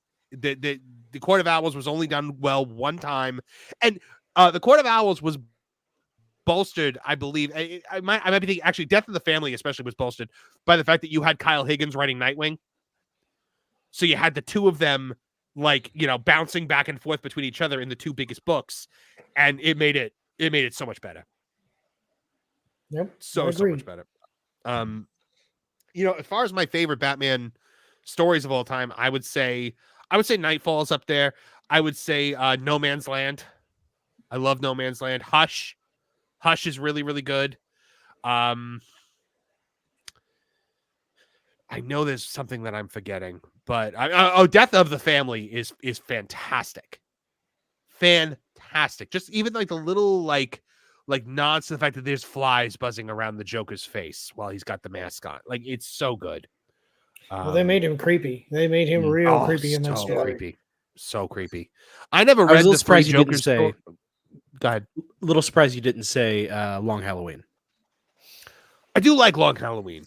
That is a good one. And look, obviously, like every red-blooded male in America, I like The Dark Knight Returns, but I understand the place The Dark Knight Returns has in Batman's life. It's the last story. It's the end. So when you start a new cinematic universe and you start with The Dark Knight Returns, that's a problem. And I'm going to be the odd man. I can appreciate it. I am, especially when it comes to DC heroes, I am allergic to nihilism in DC books. It is as repellent to me as it can be. Again, I appreciate it. It got tremendous amount of cojones, but to me, it's not a Batman story. It is a Frank Miller doing what Frank Miller wants to do. Even as I even go as far as God, why can't I think of it? You know, why am I blanking on the when he shoots Barbara? Oh, the Killing Joke. As dark as the Killing Joke is, I take the Killing Joke as more of a Batman story than the Dark Knight Returns is. But for me, like, listen, I remember reading when I was a little kid, I was thumbing through Death in the Family while watching the Death of the Incredible Hulk live. Wow. Like when it ran for the first time. My uncle was a massive comic book fan. So it's like it's the Friday after Thanksgiving. I'm spending the week in his apartment. I'm going through all of his stuff, and I had just gone to I think it was some kind of cartoon and animation museum, and I came home with this little Batman graphic novel thing, and I'm flipping through, and I don't know. I didn't know that Crisis was a thing, and none of this stuff is continuity anymore, and blah blah blah blah blah. And I had no idea Jason Todd existed. Didn't know. It was just Dick Grayson. And I'm reading like, who's Jason? Did they just kill Robin? Like my brain could not wrap around what was happening in this story. And as I've got older and chased all the back issues, and I'm like, wow, I like Jason. I wish they kept him a redhead. I understand why the things, but it leads to one of my favorite Batman stories is the original Venom story, where it's fascinating to me. Like, you go an entire year without mentioning Robin's death in this book. Like, it happened, and I guess the writers just did not know how to address it, and the kid is just gone. And there's this one line that Alfred says where he says he is worried about him, and he refuses to talk to Dick, and he gets the little girl in the sewer, and he can't rescue her, and he loses his effing mind, and he realizes that he has to do it a different way, and he gets addicted to the super drug, and he is just spiraling out of control. And now Alfred's missing, and you have to watch him like kind of pull it back together again, and then slowly start what would become the healing process for Batman. You remember the covers in that story where you see him with the thick beard, and he's got the costume on, but the cowl is down, and he just looks rough, man. That was in Legends of the Dark Knight. Oh, it's so yeah, man. Well, what I again for me, that's like right when I started, be like, I think the very first, I can't think of the issue number, but the very first comic book I purchased on my own was the post crisis. It was the Wally West trashed by the Flash, where Wally's getting beaten up by the Flash in the cover, and I'm like, wow, this is pretty cool. And I've been a DC guy from forever. I have too many side little Batman stories. Venom, Death in the Family. Let's see what else. Court of Owls. I love the Court of Owls. God, what else? I had a lot of fun with Hush. Hush is good. I'm surprised we've never gotten an adaptation of Hush, like in a movie or something like that. I'm really surprised. I honestly thought that if we were going to get it, it would have been with Ben Affleck. We got it in Batwoman. Yes, yeah. This suit will be perfect when it fits a woman. Oh my god. Batwoman. Batwoman, where you called her the little wooden boy. Yeah, the little wooden boy. Oh, how about that episode of Batwoman when like people start shipping her with like some cop that she saved, like some male cop, and she can't handle the fact that people might think Batwoman is straight. So she throws a hissy fit for the entire episode, and then has Kara release an interview with her where she's like, "Hi, I'm Batwoman and I'm gay." Like, I can just imagine Bruce somewhere in the world gets that magazine and he's like, "Why are you doing interviews?" like no one needs to know. No one needs to know. You are supposed to be the Bat. You're supposed to be the Bat of Gotham. You're supposed to be a wraith in the night. No one needs to know this. Oh my god, that show was just absolutely putrid. Anyway, one more.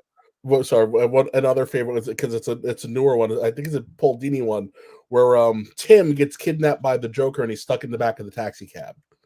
That is it's a one-off. It came out right after we wrapped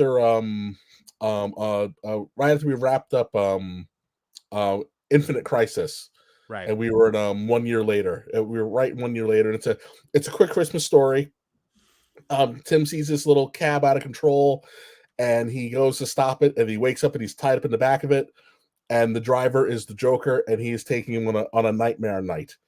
And you're watching Tim try to reconcile how to save himself when he knows he probably can't, and how to save all these people that he knows he probably can't. And it's a fun little story. It's dark but not too dark. But it's one of my favorite modern Batman stories. Now I'm not familiar with that one, so I'll look for it. I like that. Oh, you've one-upped Lauren. That doesn't happen often when it comes to literature like this. Well, what I like about it is that Tim knowing what happened to Jason, realizing that he's in the back of that cab with the Joker, I can see where that would mess with you. Yeah. So we do have to say goodbye to Lauren. Lauren has to head out. Lauren, it was a pleasure having you here on the show for the first time. We hope it will not be the last time. You're always welcome here. We're here every Thursday at 8. So you drop in whenever you need to. And where can folks find out more about you and what you're doing? Well, I've written articles on that Park Place. I haven't been churning them out as much as I usually do because I've had a lot of things I've been busy with. But you can find me at Lauren Connor on X or Twitter, whichever you prefer, and Lauren Connor 9030 on YouTube. And you also are with the Genre Guys on that Park Place as well, right? Yep, that's true. I get together with Lou Wasserman's Ghosts and Hangry Tables, and every week we tackle some movie and discuss it. We're kind of a little jaded about modern entertainment in the movies, so we're looking for classics and maybe some lesser known movies that aren't as well known, but we think you'll enjoy. So that's Awesome. been a lot of fun. All right. Well, thank you so much, Lauren. It's been an honor having you here, my friend. You bet. I've had a lot of fun too. You guys have a good rest of your shift. You too. See ya. Bye. Take care. Okay. Well, I was not anticipating a Batman conversation, but I never say no to a Batman conversation. Let's get Me to a couple neither. super chats. Alejandro Melendez for $2. Thank you so much. Says, I need a voice that is Mercedes X Grace ASAP, Marv. That's my Mercedes voice is basically my Leslie Headland voice. So yeah. I mean, you kind of got it tonight. You got both of them tonight. So we just smash them together. John J. 999 for $2. Thank you so much. Did Soul watch Princess Bride before climbing? WTF. John J. 999 also for $2 saying, I'm a super newbie to this. I'm so darn confused. That is, I'm assuming, because when we were talking about all that came through when we were talking about all like the Star Wars extended universe stuff. John, I highly recommend you go look up the Star Wars Legends stuff. You can find a lot of it in audiobook form, like all the new Jedi Order stuff, the Yuuzhan Vong War, the Heir to the Empire, like all things that you should look at. Shadows of the Empire, even. 90s was a magical time. It really was. It truly was. And Ruben Hart checking in for $5. Thank you very, very much. This Clayface would be an interesting villain for a movie. I agree, especially if you tell the Clayface story correctly, where he's an actor and I love watching Batman dealing with superpowered villains. Any of the Clayfaces would be a tremendous story to tell. Maybe not so much the toxic one. That's a little rough, but you get the first 3 Clayfaces team up, and Basil's trying to get like his humanity. There's just a lot of really awesome stuff you can do. There's a really lot of awesome stuff you can do with Clayface. I mean, the other thing that I would really like to see, I guess from the Batman 2, because that's the next thing we got coming, or the Brave and the Bold. I think we need to see Mr. Freeze, but like Paul Dini, Mr. Freeze, like What, you mean Arnold? Arnold making I don't for 90 minutes wasn't good enough for you? It was not good enough for me. No, I need what's the Mads name of Mikkelsen as Mr. Freeze would be awesome. Yes. Oh, that would be amazing casting. Oh my, I know he's in like everything comic book now, but I need to see that. Do you remember back in the day when before it was Arnold, but I guess before Batman and Robin fell to pieces, when it was supposed to be oh god, I think it was supposed to be Demi Moore and Patrick Stewart as Mr. Freeze. Mm-hmm. And I'm like, oh. and then we got to Arnold. And Uma. and Uma. Can you? I mean, look, all you need to do, and this is what we were kind of talking about before with that DLC from Arkham Origins. It was basically a adaptation of Heart of Ice. The first Batman the Animated Series episode with Freeze. I can't watch that episode without crying. That episode is so moving. When he's sitting in the jail cell. Episode is so good too. Yes. So good. That show is so much better than it has any business being, especially with all the interference they had from Warner Brothers. First of all, the fact that they drew it on black paper, I mean, that is just, the epitome of thinking of amazing stuff. But Heart of Ice at the end, when he's sitting in the jail cell, he's like, where a warm hand waits for mine. Like, it's just so heart-wrenching. Nice. I mean, Paul Dini was basically like, I want to take this obscure, like, comedy, campy Batman villain and turn him into an iconic member of the Rogue Gallery. And he did that. He did that with, and when you hear like Batman Beyond came about because, they were going hot and heavy with Batman the Animated Series and they were doing so well. And then Warner Brothers was like, yeah, but kids need more like, someone like them. We got to put Batman in high school. And they were like, what? We want to do Spider-Man, but with Batman. Yeah, basically. And which drives me crazy is what was supposed to be the following season for Batman was Bruce gets injured, and it was going to be Dick in the costume. Oh, so I'm like, what? No, why did I get this? You would have given them what they wanted. They essentially would have essentially had Spider Batman. Yeah. which was I liked Dick's run as Batman after Bruce died, but we're getting back into a Batman conversation. I do want to move on. Now one other thing that we all love, X-Men 97, or the original X-Men cartoon from the 90s, and X-Men 97 was a a really good adaptation, I think, or continuation of that. But we are now seeing, we all heard that when they fired the showrunner, and we were all happy because we all thought he was going to be a hack. And then it turns out the show was really good. And then we're all like, wait, why'd you fire the guy? Well, a replacement has been announced. This article comes to us from Bounding Into Comics, from our friend Spencer Bakuli, who is one of my compatriots over on That Game Place, the That Park Place gaming channel. And he says Marvel's X-Men 97 season 3 to be penned by Thor, Love and Thunder and What If writer. Completed season 2 scripts reportedly revised following exit of previous showrunner. Oh my goodness. So and Spencer says is that. Yep. Following the sudden and still mysterious entrance of previous showrunner Bo DeMaio, Disney and Marvel have finally settled on a new scriptwriter for the Merry Band of Mutants Further X-Men 97 Adventures.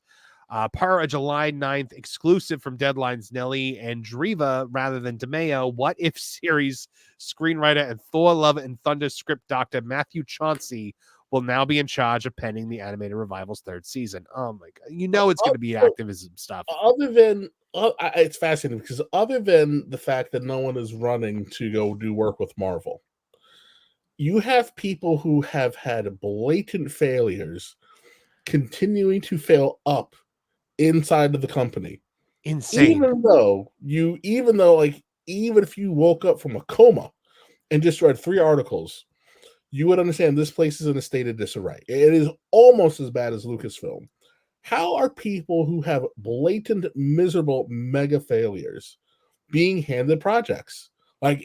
Is Marvel really so toxic that you can't find anybody with an idea to work there? I know. It's all, everything just gets passed around to these Victoria Alonso hires who, at the end of the, and so DeMaio had, she's our scapegoat, but don't forget, I know Feige is at the hire. Feige signed off on it. These are his people. These are his people. That was his protege. He gave her the parameters, and she gave him everything that he wanted. You're right. So according to the sources, the scripts for X-Men 97's 2nd season were completed by DeMaio prior to his departure, but they have reportedly been revised by Marvel Studios. That's not good news. No, especially because the one thing that I was like cool about with them going into season 2 was, okay, this guy still wrote all of season 2. So it's still going to be that same vision, if not the same direction. Because you got to figure with an animated series, they're working on the 2nd season long before the 1st season even airs because it takes so long to come out. That means the no politics edict.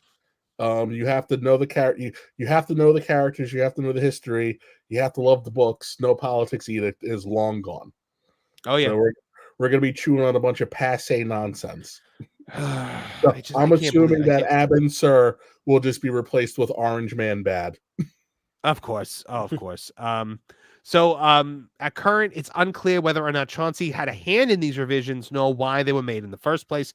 However, the fact they were made at all, given their aforementioned completed status, is curious to say the least. Are you telling me, Spencer? As previously reported, DeMaio's exit was first revealed to the public on the morning of March 12th, courtesy of the Hollywood Reporters Boris Kitt and Aaron Couch. Per the pair of noted entertainment reporters, DeMaio was suddenly let go by Disney just days prior to X-Men 97's March 20th premiere, at which time his company email was deactivated and the rest of the series production team was made aware by leadership that he would no longer be attached to the project. In light of his apparent firing, the showrunner scrubbed the internet of his social media accounts, in particular his Instagram account, which he had been using to provide production updates on the series, and his paid to, see other stuff account. Probably a word you can't say on YouTube, which notably featured only suggestive selfies rather than anything outright explicit. Further, it appears that, like the public, DeMaio himself was caught off guard by the decision, as immediately prior to his release, he had reportedly completed writing duties on season 2 of X-Men 97 and was lining up press for the series and making plans to attend the show's Hollywood premiere on March 13th, and was even discussing loose ideas for a 3rd season with members of his team. All right, so we liked this show.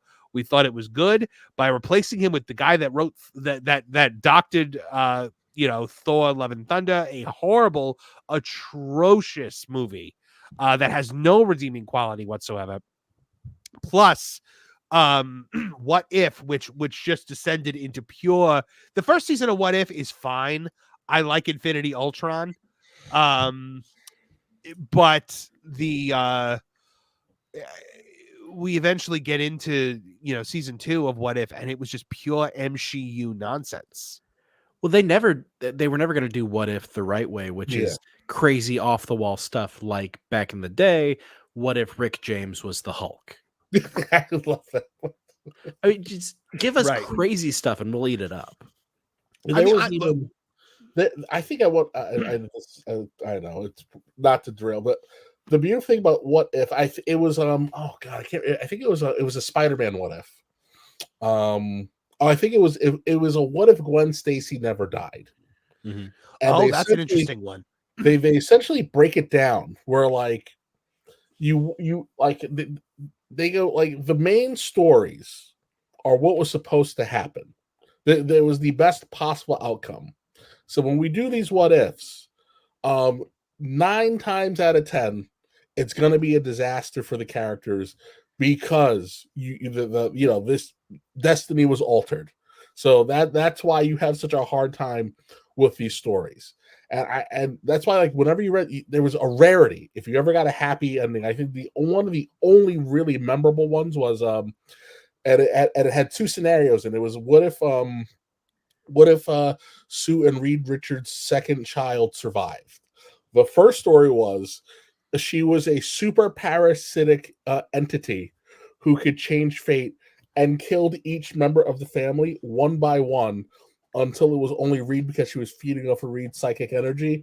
And Franklin was the only one who was like, hey, this kid's trouble. Sue dies in delivery.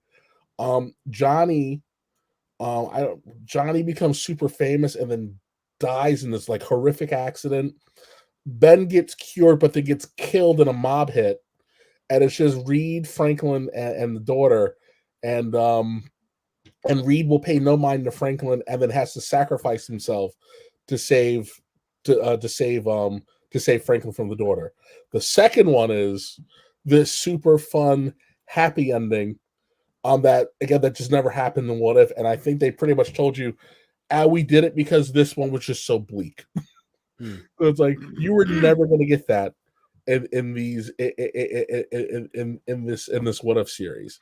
Hey, that story where Reed Richards has to learn magic because he's been captured by Dr. Doom, and Dr. Doom just doesn't think he could do it. That wasn't a What If, right? That was main continuity. No, that was main continuity. Yeah, I thought so.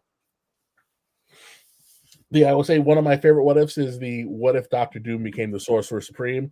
That's a cool idea. That is the Doom goes to learn, gets kicked out because he's too impatient. He is there when Steven shows up, and he manipulates events so that Steven gets kicked out. And when Doom goes to save everybody and then he sacrifices himself, the Doombots kidnap Steven and implant Doom's consciousness into Steven's body so that he can resume his duties as Sorcerer Supreme in the proper Sorcerer Supreme's body. One of my favorite I like DC What Ifs also. I don't know if they really call them What Ifs. I think they called them Elseworlds. Elseworlds. Yeah. One of my favorite was Darkest Night, where instead of before the bat flies through the window when Bruce is trying to decide how to strike terror into the hearts of criminals, the bat gets cut off by the Green Lantern ring. And it's Bruce Wayne of Earth. You have the ability to overcome great fear. Welcome to the Green Lantern Corps. I don't like where they go with it, how it ends up being like a Joker Sinestro like combo. But I mean, I thought it was a cool idea. Wasn't there also one? I'm not sure if maybe this was one or if I just made it up in my head, where it was like, what if Superman never left what if Krypton never blew up? Yeah. And Kal-El is on Krypton and gets chosen by the Green Lantern Corps as the Green Lantern of that sector. Yeah, and that is a main continuity through plot point. If Krypton never exploded, Superman or the L's would have become the Green Lantern for that sector. That's awesome. But going back to this writer, yes, sorry, yes, I don't know that you can blame the writer for Thor: Love and Thunder because, you can't. No, it's Taika yeah, Waititi. because the director was going to do his thing and Mm. dial it up to 11, and that was going to ruin it. Yep. I point out the acting scenes, the recap scenes from Ragnarok to Love and Thunder. Like, it tells you everything you need to know about the movies. It's just they're just so, like, one is the first time we do it, it's pretty clever. You're getting a perspective narrative, and the second one is just silly nonsense for the sake of having silly nonsense. And it's like, you can't blame this. You can't blame the script doctor, but at the same time, it was Taika at his Waititiest, I think is the way I put it. Yeah. Like it's one of those situations where you have a director and you have them under control, and they inject some of themselves into this script, and it goes well, and then you give them carte blanche for the sequel, and it goes completely off the rails. It happened with Love and Thunder. It happened most notoriously with Wonder Woman 1984. And it's funny. I laugh because she got all the credit for Wonder Woman, but who was the one who fixed the script? It was Zack. Was it Snyder? Oh, it was Snyder who fixed the script. I mean, the third act is still a mess of that first Wonder Woman, but yes, it was a good movie. I think Johns probably had a lot to do with that. I wouldn't put that all on Snyder. That had to have been a lot of Johns. Yeah, Johns had a lot, but Johns didn't want to do the No Man Land scene. That was Snyder. Okay, that is the best scene in the movie, so I'll give Snyder that one. And the liberal use of discount immigrant song really helped Wonder Woman. Oh my goodness. But what if falls apart in the second season? I mean, it is just awful. You had 3 episodes with Captain Carter in it in this one. Like it became the Captain Carter show. Yeah, and then you had that Native American story that kind of tied into Echo, which was terrible. And nobody cared. Everybody was like, what is this? The only one that was good was the Gamora and Tony Stark Mad Max. Like, what if Gamora killed Thanos? Like, it was Tony Stark on Sakaar with the Grandmaster. That was good. That was a good one. I like that one. That was the that was the one that was supposed to be in the first season that got cut. I didn't like you mentioned the Native American one. I would love to see a DC Apache Chief thing. Oh yeah, give me some Super Friends. Yes. Who wouldn't? I'm not Chuck. Chuck. But yeah, so X-Men 97, I'm worried about it now. I wasn't worried about it before.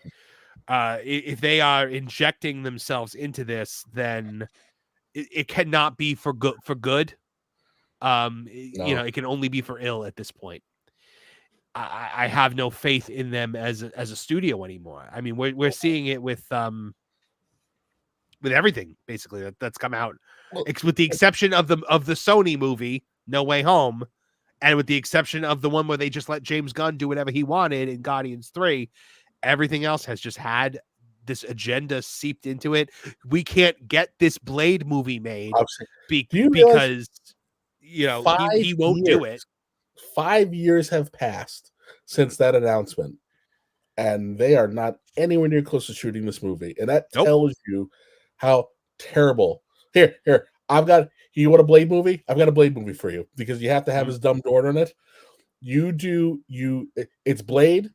You take the concept of Commando and you put him in a Romanian castle, and he has to fight his way up from the dungeon to the throne room.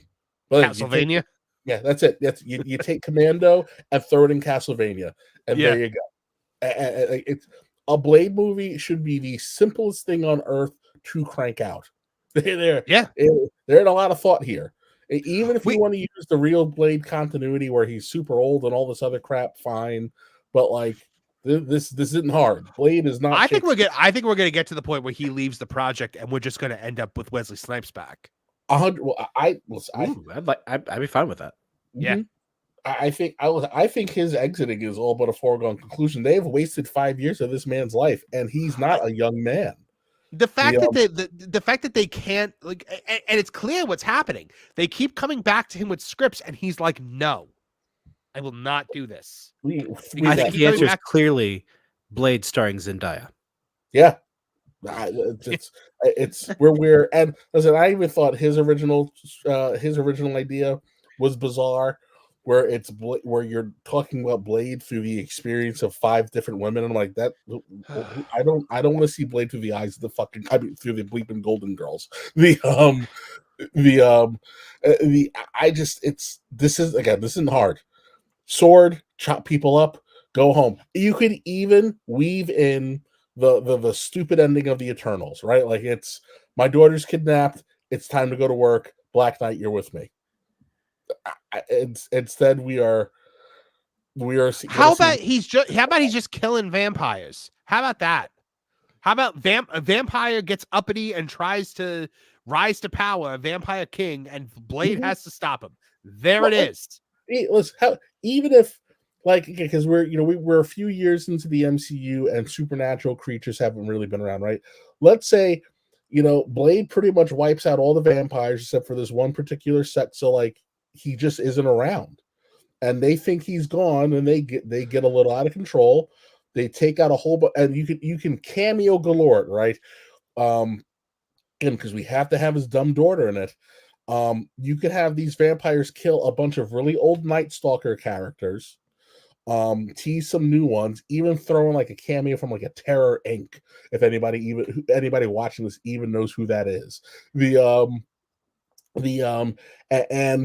And when Blade, and it forces Blade to show himself, and you can even do something cool where the vampires don't, because they haven't seen him, they don't know that Blade is Blade until he starts hacking everybody up.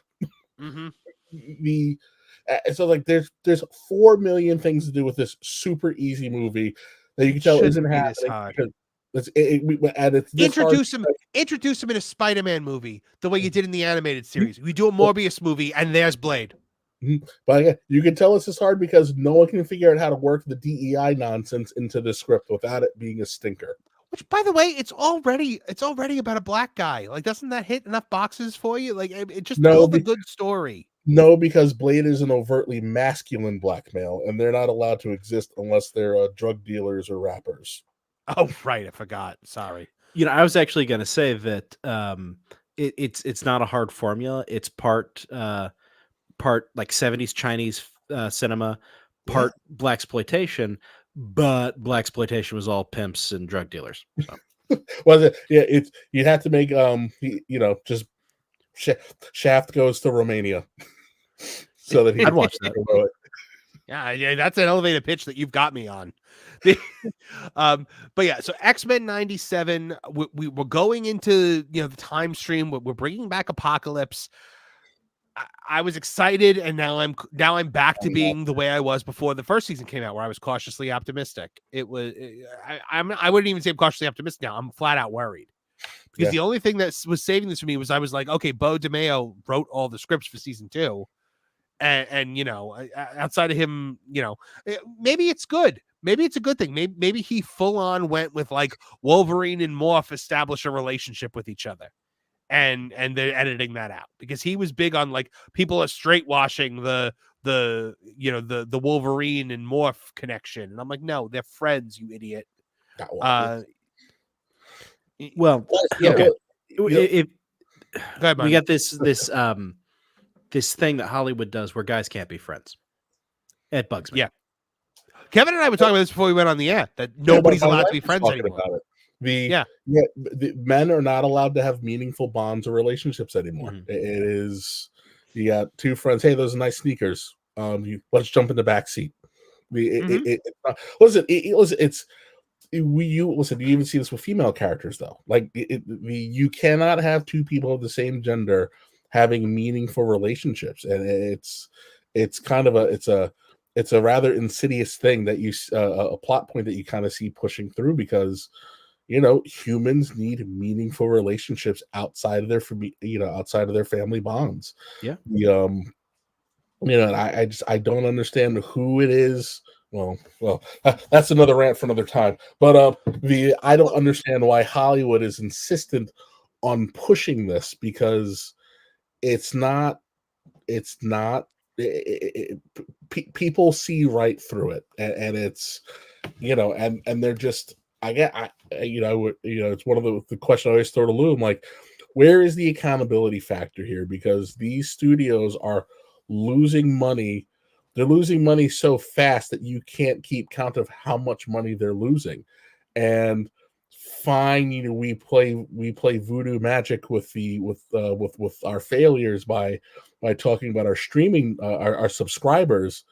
But once you eliminate the number of people who have their subscriptions because they're bundled into their cable services, or they forget that my annual renewal is up and it's just cheap enough that when it hits my debit card I don't freak out and cancel it.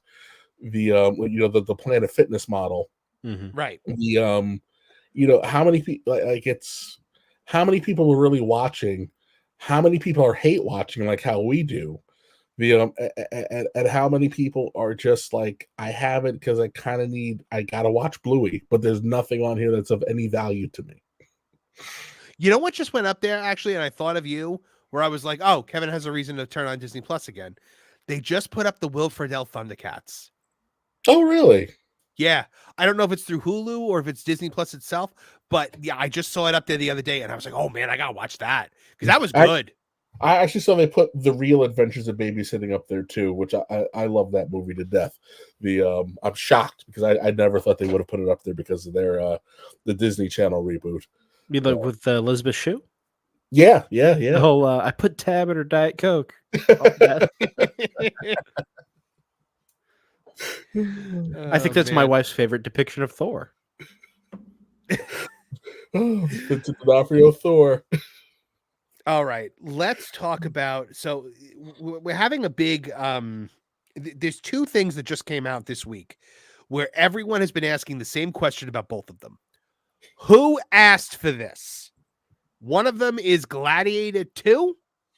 And the other one is Agatha All Along, the Agatha Harkness Marvel show. I want to start by talking about Gladiator 2. Who the heck asked for this? A sequel to a masterpiece historical fiction, and one of the greatest one of the greatest action films of all time in the Gladiator with Russell Crowe. A perfect Russell Crowe, Joaquin Phoenix, a practically perfect movie. Why do we need to franchise this? It was perfect. It had a beginning, a middle, and an end, and it had definitive end. Spoiler alert, Maximus dies, and now he's in the Elysian Fields with his family. And now we're back, Gladiator 2. And we got Pedro Pascal into it. And I said in my video when I analyzed the trailer, I don't have superhero fatigue like some people do. I have Pedro Pascal fatigue. I'm so tired of seeing this man. And here's the other part of it. People have reboot and sequel fatigue. I think studios they do and they don't, because Inside Out 2 just made $1 billion. Yes. Well, it's a different kind of thing. It's a children's movie, it's a family film. People were just excited that there was no nonsense driven into it. There was no agenda into it. It was just a straight up movie. And look at how Inside Out 2 performed. It was mostly adults who want to see it first to test it out for the kids, to make sure there was no nonsense in it, and then they brought the kids, which I find fascinating, is that Disney is so untrusted that now we've got to send a scout out to make sure that that the content's okay. Mm-hmm. And then also Inside Out 2 is really made for mom. not really so much the kids. Somebody said to me the other day that I might have been on a YouTube channel somewhere. Somebody was like, I think they took the Saudi Arabian cut and put it in theaters everywhere. where they just like took out all of the DEI because like it seemed like they had an opportunity to go there with it, and all the trailers were pointing to the fact that it was going to have this stuff in it, and then it didn't have it in it at the last minute. So I'm like, yeah, man, we might have gotten the Chinese Saudi Arabian cut of this movie, but you know, something like Gladiator, something that did you ever hear? Did you ever hear the original Nick Cave version? Not Nick Cage, Nick Cave version of Gladiator 2.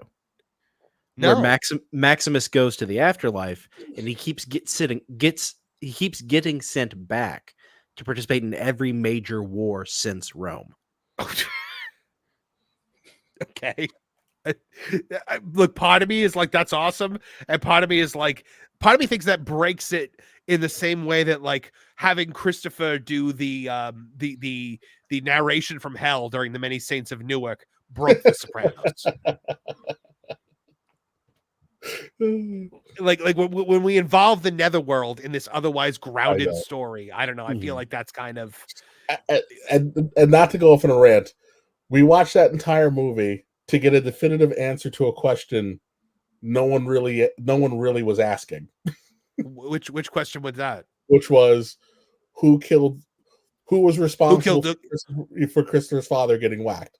Like, oh yeah, we found out it was Uncle Junior because he pissed him off. Yeah, because he laughed at him when he fell. Yeah. Which by the way is maybe the most Uncle awesome.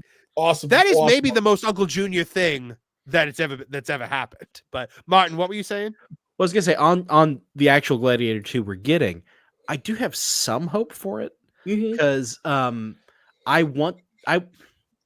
given where we are in America now, I'd like to see the decadent Rome get its comeuppance. Yeah. Sure. Yeah. And I think Denzel's an actor who can sell that story. And I like that Denzel's in it. I really do. We put Denzel in anything, I'll watch it. Look, I would say, like, yes, there is historical precedent for the Denzel character being where he is, right? We know the Romans, especially towards the end, were desperate for worthwhile citizens. So, you know, foreigners who had outstanding service were given citizenship and station. Well, and my understanding is he's basically an arms dealer to Rome. So he's not Roman proper. So that's even better. Yeah, no, he's not right. I kind of took him as the guy that bought Maximus in the original. Yeah, he wasn't Italian. Like he wasn't Roman. You got to remember at this point, Rome ruled the entire world. So like, you know, people are coming through Rome that aren't, you know, just, and the emperors even toward the end weren't Italians. It was all mixed. Based on Crow's character's name, he's a Spaniard. He's a Spaniard, yeah. Yeah. So yeah, I'm like, all right. So I'm just like, I think the only reason if this movie doesn't do well, it's only because it's Gladiator 2 instead of giving it a different title. Because listen, I thought it was a good trailer. Again, Denzel, you can't go wrong with Denzel. You know, Pedro Pascal, I'm up and down on. I think he's pretty much the same in everything he does. You know, especially since he's become Pedro Pascal. He's either I'll give him this. When he played Max Lord, that was something else altogether.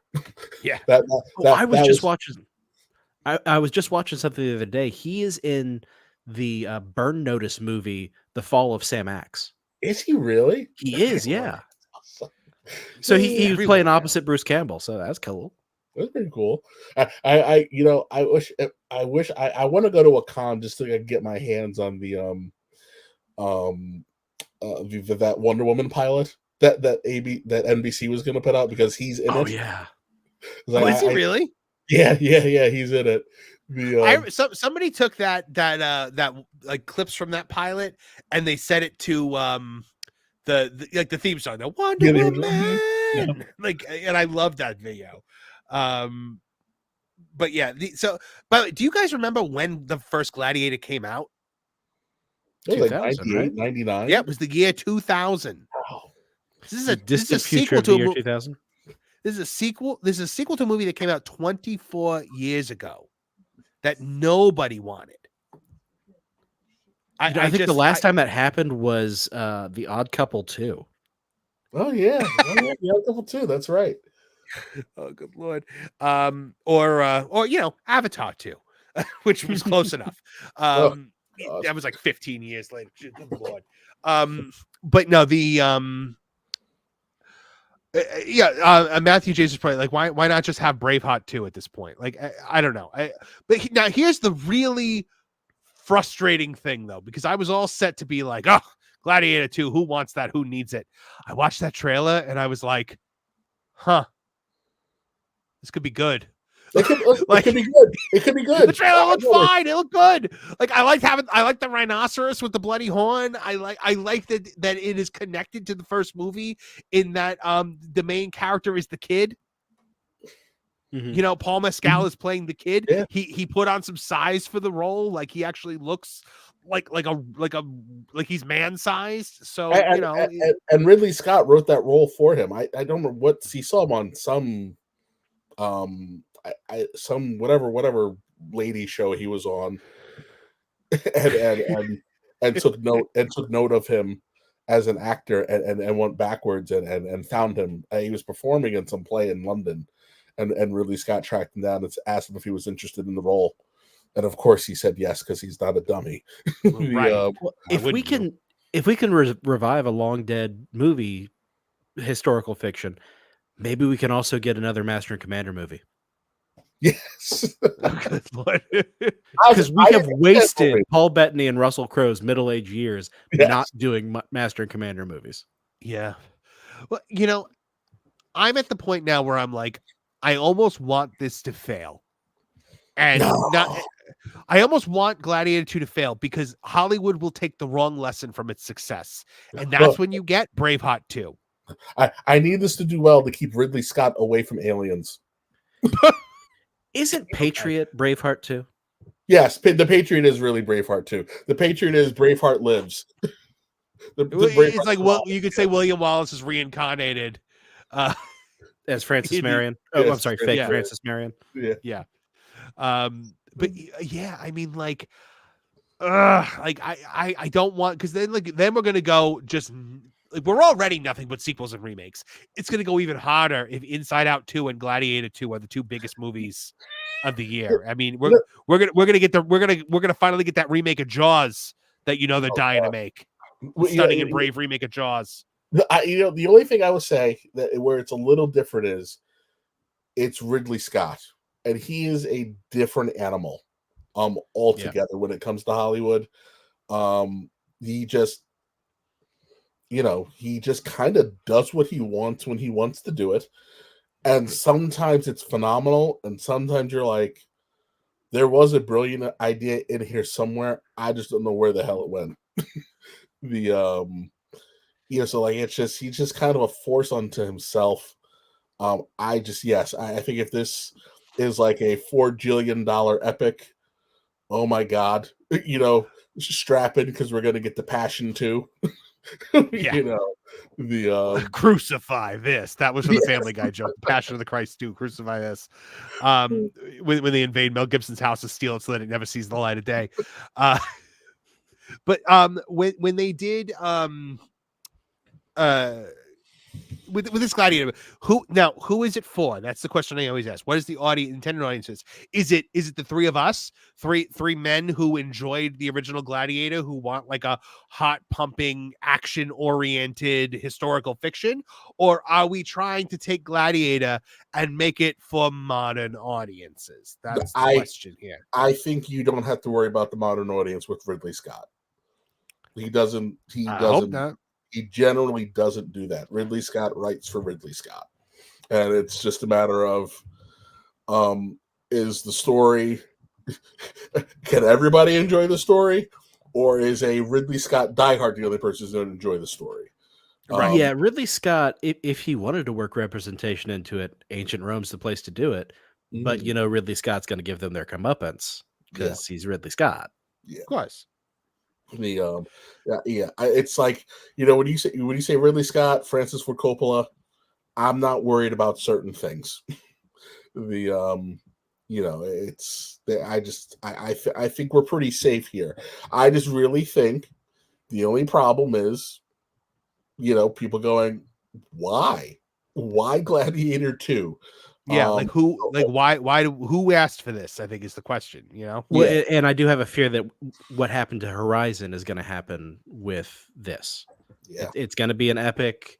People are not used to going back to the theaters, because the old man who wants to see an awesome Western or an awesome historical Gladiator movie is going to be like, I'm not paying $20 for popcorn. That's it. And I think, that's for me, for me personally too, I used to love going to the movies. Now that I have kids, who in the hell can afford to go to the movies? Then you drop the exorbitant price for the movie tickets, and we're even talking matinee at this point. Mm-hmm. By the time you spend $1,000 on your food, then you're sitting in the audience, and now you have to hope that everybody in your crowd wants to behave. Where it's like, well, maybe I'll just wait 3 weeks for it to be out on video on demand, and I can watch it on my big screen TV in the sanctity of my home, and maybe save a few bucks. Right. Which is a shame because I want historical epics. Yeah. Well, Horizon, with Horizon, I mean, part of me was actually kind of like happy when Horizon didn't make money because I'm like, good. This is what you get for screwing over Yellowstone. like, why couldn't you just wait? Why couldn't you wait until you finish filming the last season of the show that revived your career instead of torpedoing the show to go make your stupid cowboy movie that nobody asked for? Because his ex-wife got $1 billion in child support, and he was like, "I need money now." That reminds me of an older Hollywood story. You remember George Papard from Yes. Yeah. So he was on a successful show called Banachek, and he kept delaying signing on for like season 2 or 3 because he was in the middle of a divorce and didn't want his wife to get the money. Oh, so funny. I mean, look, I love it when the plan comes together. Before he passed away, Jason David Frank had said he was no longer accepting like he was only going to be promoting the Legend of the White Dragon. He wasn't doing anything Power Rangers related, and I had a theory that it was because his ex-wife got a cut of anything Power Rangers, and he just didn't want to get. He just didn't want to cut. He didn't want her to get a cut of anything. Ranger 7 Studios saying behavior is a huge problem. We need to bring back ushers. I agree. I definitely agree. With the pillbox cats. Yeah. Yeah. So what we're talking about with Horizon was the Horizon 2 is just the theatrical release has been canceled. Yeah. So they were doing something that was very interesting. It was going to be these back-to-back releases of 1 and 2 within the same summer, and we're just not getting 2 in theaters now. I mean, it's going to go right to streaming, right, Martin? Yeah, I think so. Yeah, because I think it made what, 23 mil? Yeah, it was in theaters. It was not good. It was not good. Now that's not to say the movie's not good. I haven't seen it yet. I haven't had the time. That's I mean, it's like movies for a certain demo. The reality of it is listen, the kids are generally what's bringing what's bringing guys into the theater, because we don't really get action movies anymore. Mm-hmm. It's comic book movies, like it's and although men are predominantly by and large the number one moviegoer, there isn't really much that pulls you in if that isn't a big event thing. So it's like you kind of have to retrain people to want to go back to the movie theater. But in this particular day and age, men kind of have a lot of other things to do other than other things that were mostly like for people like us. Killers of the Flower Moon, didn't that bomb horrifically? Yeah. The Irishman come out, that was a Netflix. The Irishman was Netflix, right? So it was Netflix, but it had a theatrical release. But Netflix doesn't care about that. Yeah, but Killers of the Flower Moon had a theatrical release, didn't it? And it bombed. Mm-hmm. For Scorsese. Yeah. It was long.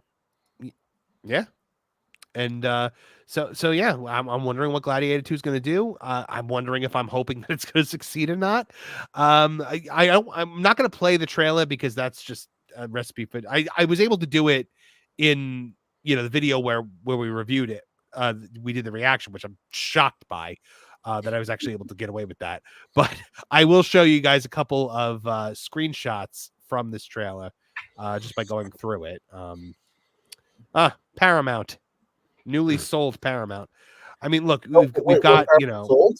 Who bought it? I thought that deal fell apart.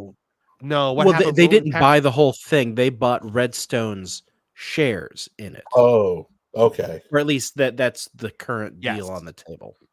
Yeah, we can talk about that in a minute. If I can find an article. Yeah, they're merging with Skydance.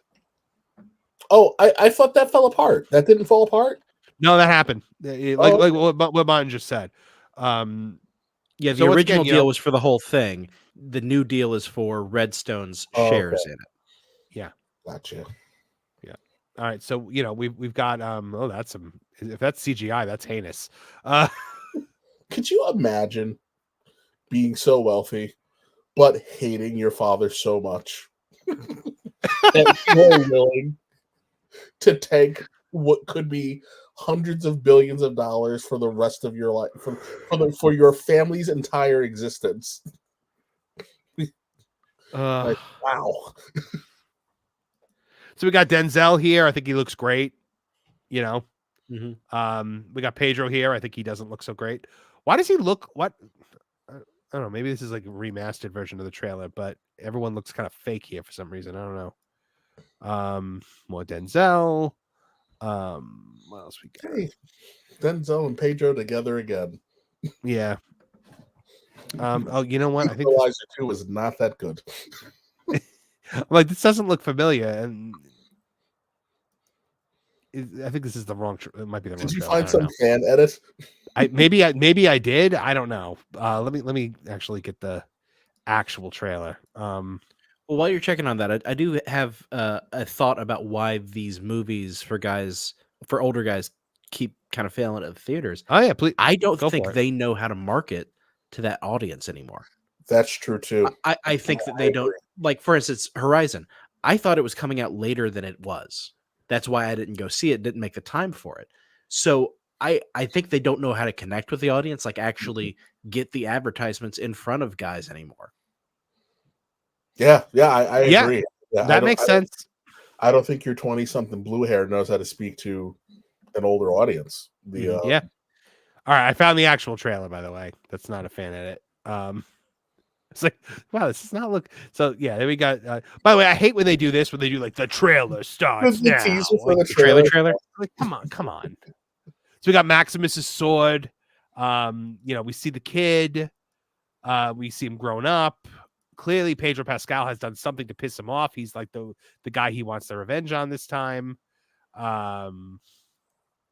I thought this was interesting. The fact that they're filling the Coliseum with water. Apparently, they would do that. They would. They would have Coliseum. naval battles in the Coliseum.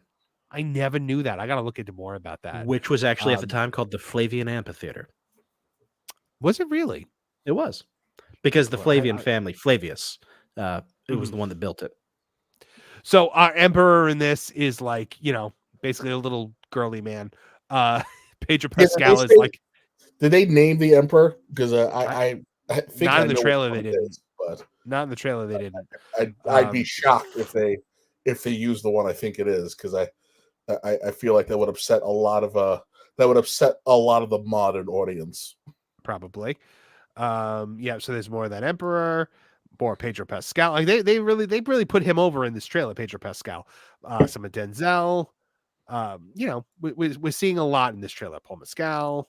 The rhinoceros. I'm all about this rhinoceros, by the way. Like, just look at that. That is so cool.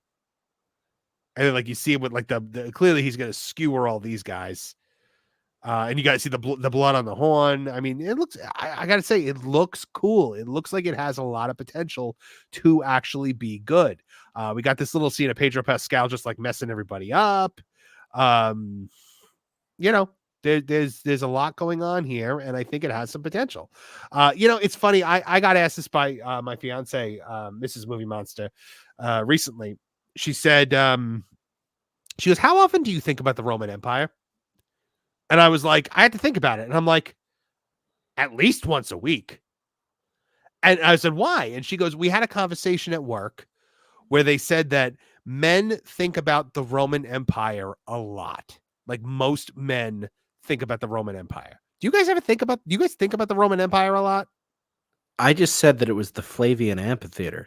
Yeah, that's why I brought it up. Yeah. That's why I brought it up, because I'm like, Yeah. obviously I'm not the only one. Like, Yes. it's a The fascinating short time answer in is history. yes, and often, especially if you are a history buff, and especially if you are paying attention to where things are today. Oh, by the way, I just looked it up, and evidently the emperors in Gladiator 2 are Geta and Caracalla. Okay. Interesting. Emperors? Yeah, so Septimus Severus had two sons who assumed dual emperorship, if I'm remembering this right. Oh, I never heard about that part. Yeah, Rome got weird. Yeah. I mean, that's putting it lightly. Rome did get very weird. Especially towards the end, Rome was really weird. Well, when you had Caligula and stuff like that.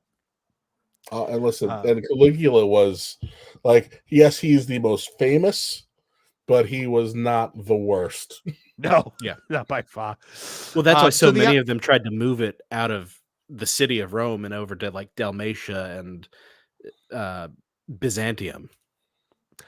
If you're a man who thinks about the Roman Empire often, let us know in the comments. I want to hear more about this because I'm fascinated by the fact that this is like a thing that we all just kind of share and just never knew, that we all have this fascination with the Roman Empire. So sign up in the comment section. Let us know, not only do you think about the Roman Empire, but how often does it just pop into your mind? You know, you're about 3 months late to this trend, right? I know, but she asked me like 3 months ago, and I didn't have this channel 3 months ago. So now I want to know more about it. So yeah, let us know. The let's see. Oh, so the other big who asked for this is the newest Marvel series, Agatha All Along, the Agatha Harkness series that has been through a million different titles. Originally it was called Agatha Coven of Chaos. It is a direct sequel to WandaVision, and it just looks so bad. So bad. It looks like everything we've gotten from Marvel that nobody wants. And why did it take so long for this dumb show to come out? This should have been ready to go almost immediately after Doctor Strange 2. Look, I didn't hate WandaVision the way some people do. I like it up until the last episode, and it's not that it turns into like a Marvel like fight scene, because I like Marvel fight scenes. I thought the fight between Wanda and Agatha was great. I like the fight between the two Visions. The part that breaks WandaVision for me is the very end of it, when she frees all the people that she has enslaved. Wanda has been the villain of this piece for the entire thing, and she finally frees these people and lets her fake children go. And Monica Rambeau, a character who up to that point I enjoyed, says to her, they'll never know what you sacrificed for them. I'm pretty sure they don't care. They don't care. You enslaved their children and kept their children away from them for months. Monica Rambeau lost me at the "That's my truth" line. Yeah, which is hilarious because I actually knew Jonas Campbell back then. And I was griping about that line, and he's like, I think that's just something people are saying. And I'm like, nope, this is going to shape everything. And I was right. Yeah. Marv knows my hatred of that phrase. I'm like, the truth is universal. Yeah, no the truth is the truth. Truth. It's what happened. Yeah. Your truth doesn't matter. Your truth is an opinion. The opinions are subjective and look at where this stupidity has led us. Yep. But Jonas is making money off of calling that stuff out now, and I'm not. Yeah. Yeah. I missed the boat on that. Yeah. Oh God. So this show looks like it is just peak MCU. It is. There was one adult male in the entire trailer. Everything was Oh yeah, every her partner. Sorry, I was like that little. no, Well, no, I not was like, that's not, like not that's him, not male. not the kid who is clearly Wiccan. Very clearly the character Wiccan, Wanda's son, with the magic powers. I'm hoping we don't try to like draw that out as some kind of reveal. Like everyone knows that this is Wiccan. Just say that it's Wiccan from the get-go. The inclusion of Aubrey Plaza, I like her. I like her as an actor. I think she's great in Legion seasons 1 and 2, which a very underrated show, by the way. Legion. That was Dan Stevens, right? Yeah. How's that guy not bigger? What? How's that guy not bigger? Yeah, Like in a saner time, he'd be a bigger actor. Yeah, for sure. Absolutely. Yeah, Ranger 7 Studios just said in the chat, he goes, it feels like the Marvels only with witches, and it's going to do the same amount of interest as the Marvels, but with witches. It's just, and also like they're like, oh, I have to be that witch again, like it's some triumphant thing, and it's like, why would anyone want that from you? You were a villain. You were a villain. Yeah, there's nothing. Listen, don't get me started on the destruction of Agatha Harkness for the MCU because I'm like, you're Agatha in name only. Like I'm like, I hate what they did to Agatha Harkness. Agatha Harkness was a cool character, an extremely powerful character. This is an absolute waste. This is an absolute waste of an IP. I haven't seen the trailer. There's nothing. You know what? Let's watch it. And if I have to cut it from the replay, I'll cut it from the replay. Mm-hmm. So we'll see if they let us. How about that? It's your channel. Yep. Hold on. So to do that, I am actually going to switch this to a smaller view. I know you can only see me now, but oh wait, hold on. There we go. I'm gonna try it like that. Let's see. Maybe it'll work. I'll just stop it a bunch of times. So we got her as like a detective here. She's like and at first I was like, oh, like a magical detective show. I actually kind of like that. Like I thought that was an interesting elevator pitch, but that goes away very so she's pulling up to a crime scene. Beautiful day. Surprised to see you out. There he is, the one adult male in the entirety of this trailer, folks. Enjoy him while he lasts, because it ain't going to be for long. So we're in Westview. We see it on the police. I think he was one of the neighbors in WandaVision. To see you out here, detective. So she's a detective now. For some, from what I understood, she was not a detective at the end of WandaVision. So I don't know, why she's suddenly a detective now. Maybe because Wanda trapping her as like a housewife was, that ain't gonna fly in Kevin Feige's MCU. Yeah. Blunt force trauma. So we have a murder victim, and she got the dirty witch fingers. That gives Marvel, apparently when you use magic, your fingers get all dirty. So that's the thing that they have established. What happened to you? I have a lead in the case. Okay. But I can't shake this feeling I'm seeing it wrong. All right, so right there, unless you're gonna put Wanda in this, like why is she in this? Like why unless I probably it's because Wanda is dead, supposedly, that the spell is able to be broken. But I never thought for a second Wanda was actually dead. So I don't know. I was like, why are we pretending that she's dead? And it's a multiverse. Of course, there's got to be something in the multiverse. Is this really how you see yourself? All right, so apparently from the subtitles, we can find out that Aubrey Plaza's name in this is Rio. I have no idea if she dances in the sand. You beat me to it. Yeah, I knew one of you was gonna make that joke. So her name is Rio now. Is gone, leaving you trapped in her distorted spell. Claw your way out. Claw your way out because you are powerful. You can. It's at the end of the day now. It's like I don't like this thing where it's like the story is that I could do this all along and never knew I could do it until I did it.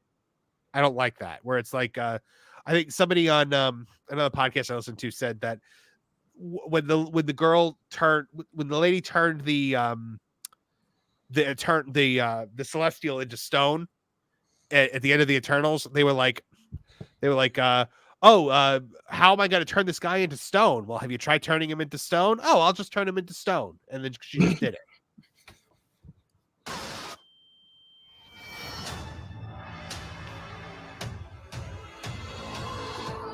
Oh, God. I miss the glory days. Yeah, me too. Of Marvel. Back when Thanos was the villain and things made sense. And we didn't take these detours into obscure characters that no one cares about. The concept of this show should have been like a special feature on a Blu-ray of some Thor movie somewhere. Well, this is again. I'll wait to finish the trailer. She took every bit of power I had, but I can be that witch again. Why would anyone want you to be that witch again? You were stealing people's powers. You were a straight up villain. There was nothing redeemable about you in that series. You were trying to bring about, like, endless darkness or whatever. All right, so we got demons or whatever it is, and there's Wiccan.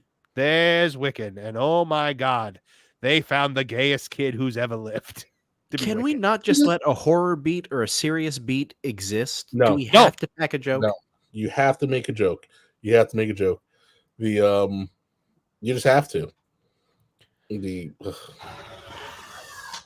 the gang's all here. Let's hit the road. Oh, there's a cast of stunning bravery right there. All these old women. All these old women and Wiccan and Aubrey Plaza. Of course, it's a Halloween thing, of course, because it's going to appeal to all of the all the young the Gen Zers who are just all into Halloween now, and none of them are going to watch it because they're busy doing other things. Look at this lineup. Can we? I know there are people who love Halloween. Can we stop it with Halloween? It is not an adult thing. It's for kids, and it's for early 20-something girls to dress like sluts. Can we stop it? It is. Can we not say words like that on the PG channel that we're trying to do now? Wait, you can't. You can say it on the CW. You can't say it on YouTube. All right. I just always think they're going to demonetize us for any word. Tommy who wants to ruin everybody's fun, but come on, if you can say it on the CW, you can say it on all YouTube. Right, fine. I know it's not a word Jonas would approve of, but I'm more lenient to Jonas. It's a night for ladies to dress as ladies of the night. Yes. Yes. Right. I'll fix it. Yes. For young women to dress like rakes, we'll go Old English on it. But it's like can we stop it? It's not Thanksgiving. It's not Christmas. It's not the 4th of July. It was I miss when Halloween was an excuse to just get candy. Like the whole point of Halloween was the candy. Yeah. And look, for me, Halloween means one thing now, and it's Halloween Horror Nights, because when I can get down there, I bought my frequent fair pass today online when they went on sale for Universal. When I get down there during the fall, I'm gonna go to Halloween Horror Nights a whole bunch. And it's fun because it's haunted houses and that's fun. But like people that make their life Halloween like 12 months out of the year, like I don't. And since we're complaining, watch it with the traffic, because I'm taking my kids around walking around. I'd rather you not run them over. Yeah, that would be nice too. Because some kids still trick or treat, believe it or not.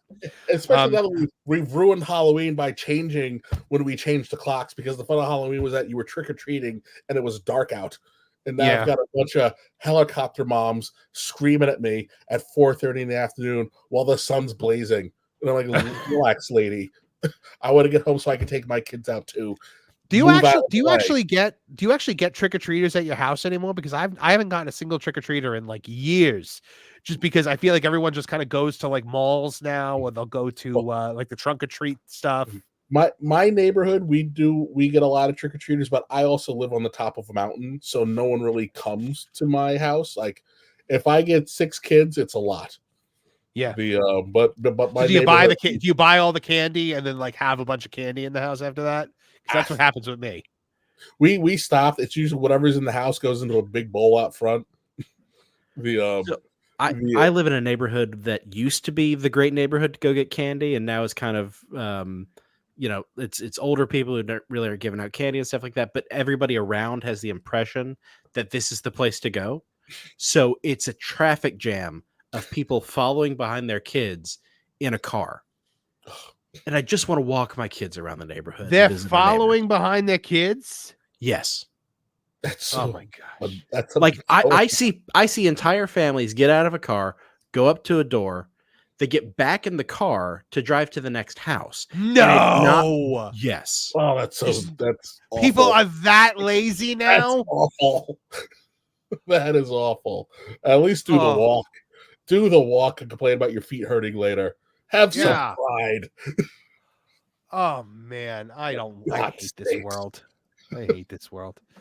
This is All why right. they hate us. So she's gonna walk the witch's road. I think she's gonna drive the witch's road from house to house. Is that Wait, gingerbread Martin just house? said. Yeah. Road is a death wish. Good lord. Join me. Wait, what the heck was that? That looked like what is she at? Is she in like the preview video for Epic Universe and Doc Universe and like a version that's not fully rendered yet? Because that looks awful. Yeah. Ugh. She's there. Is Wiccan wearing a skirt? Maybe It it's a could be a kilt. kilt, lad. It could be a kilt. It could be a kilt lad like Drew McIntyre. Join. Are we sure this is Wiccan? Isn't It has to be. It has to be Wiccan. There were some broad shoulders for a broad. So she after she murders a bunch of people, she still gets the kids at the end anyway. Yeah, apparently. At least one of them. Good lord. Wow. Mascara. Witch foo. I mean, like at this looks like it's just Hocus Pocus 3, which apparently I was told today is getting made. Where I'm like, why? No one liked Hocus Pocus 2.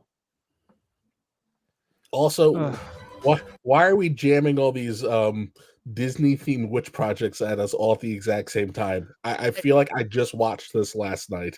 It's not Isn't even it a just little bit that. on the nose? Everything is just lesbian witches now. Like I don't understand. Wait, if there was a market for this, one of these projects would have succeeded. Is that Rhea Perlman? What witch in her right mind would join Agatha Harkness? Is it? No. Are you sure Rhea Perlman? I hope. I just that super close up. I thought for a second it was Rhea Perlman. No, it's this lady who is that Patti LuPone? I think that's Patti LuPone. All I ever think whenever I see Patti LuPone is the episode of Will and Grace when she's sitting behind Will and Jack goes, "Shut up, Patti LuPone! Shut your brassy, magnificent trap!" Okay, yeah, I think that is Patti LuPone. Yes, the chat also agrees. Oh, good lord! Look at this little gasp! Oh my god, this is gonna be just the worst. At least he's butch. For right-minded witches, as it happens. Were they flying on brooms? They were. Was one of them flying on a vacuum cleaner like Mary Sanderson? Hold on, I'm trying to get that screenshot of them flying on the. All right, apparently it's not going to happen. It's 2024. One of them should be on a Swiffer back. Right? Yeah. Oh my gosh. Yeah, there they are. There they are. Good lord.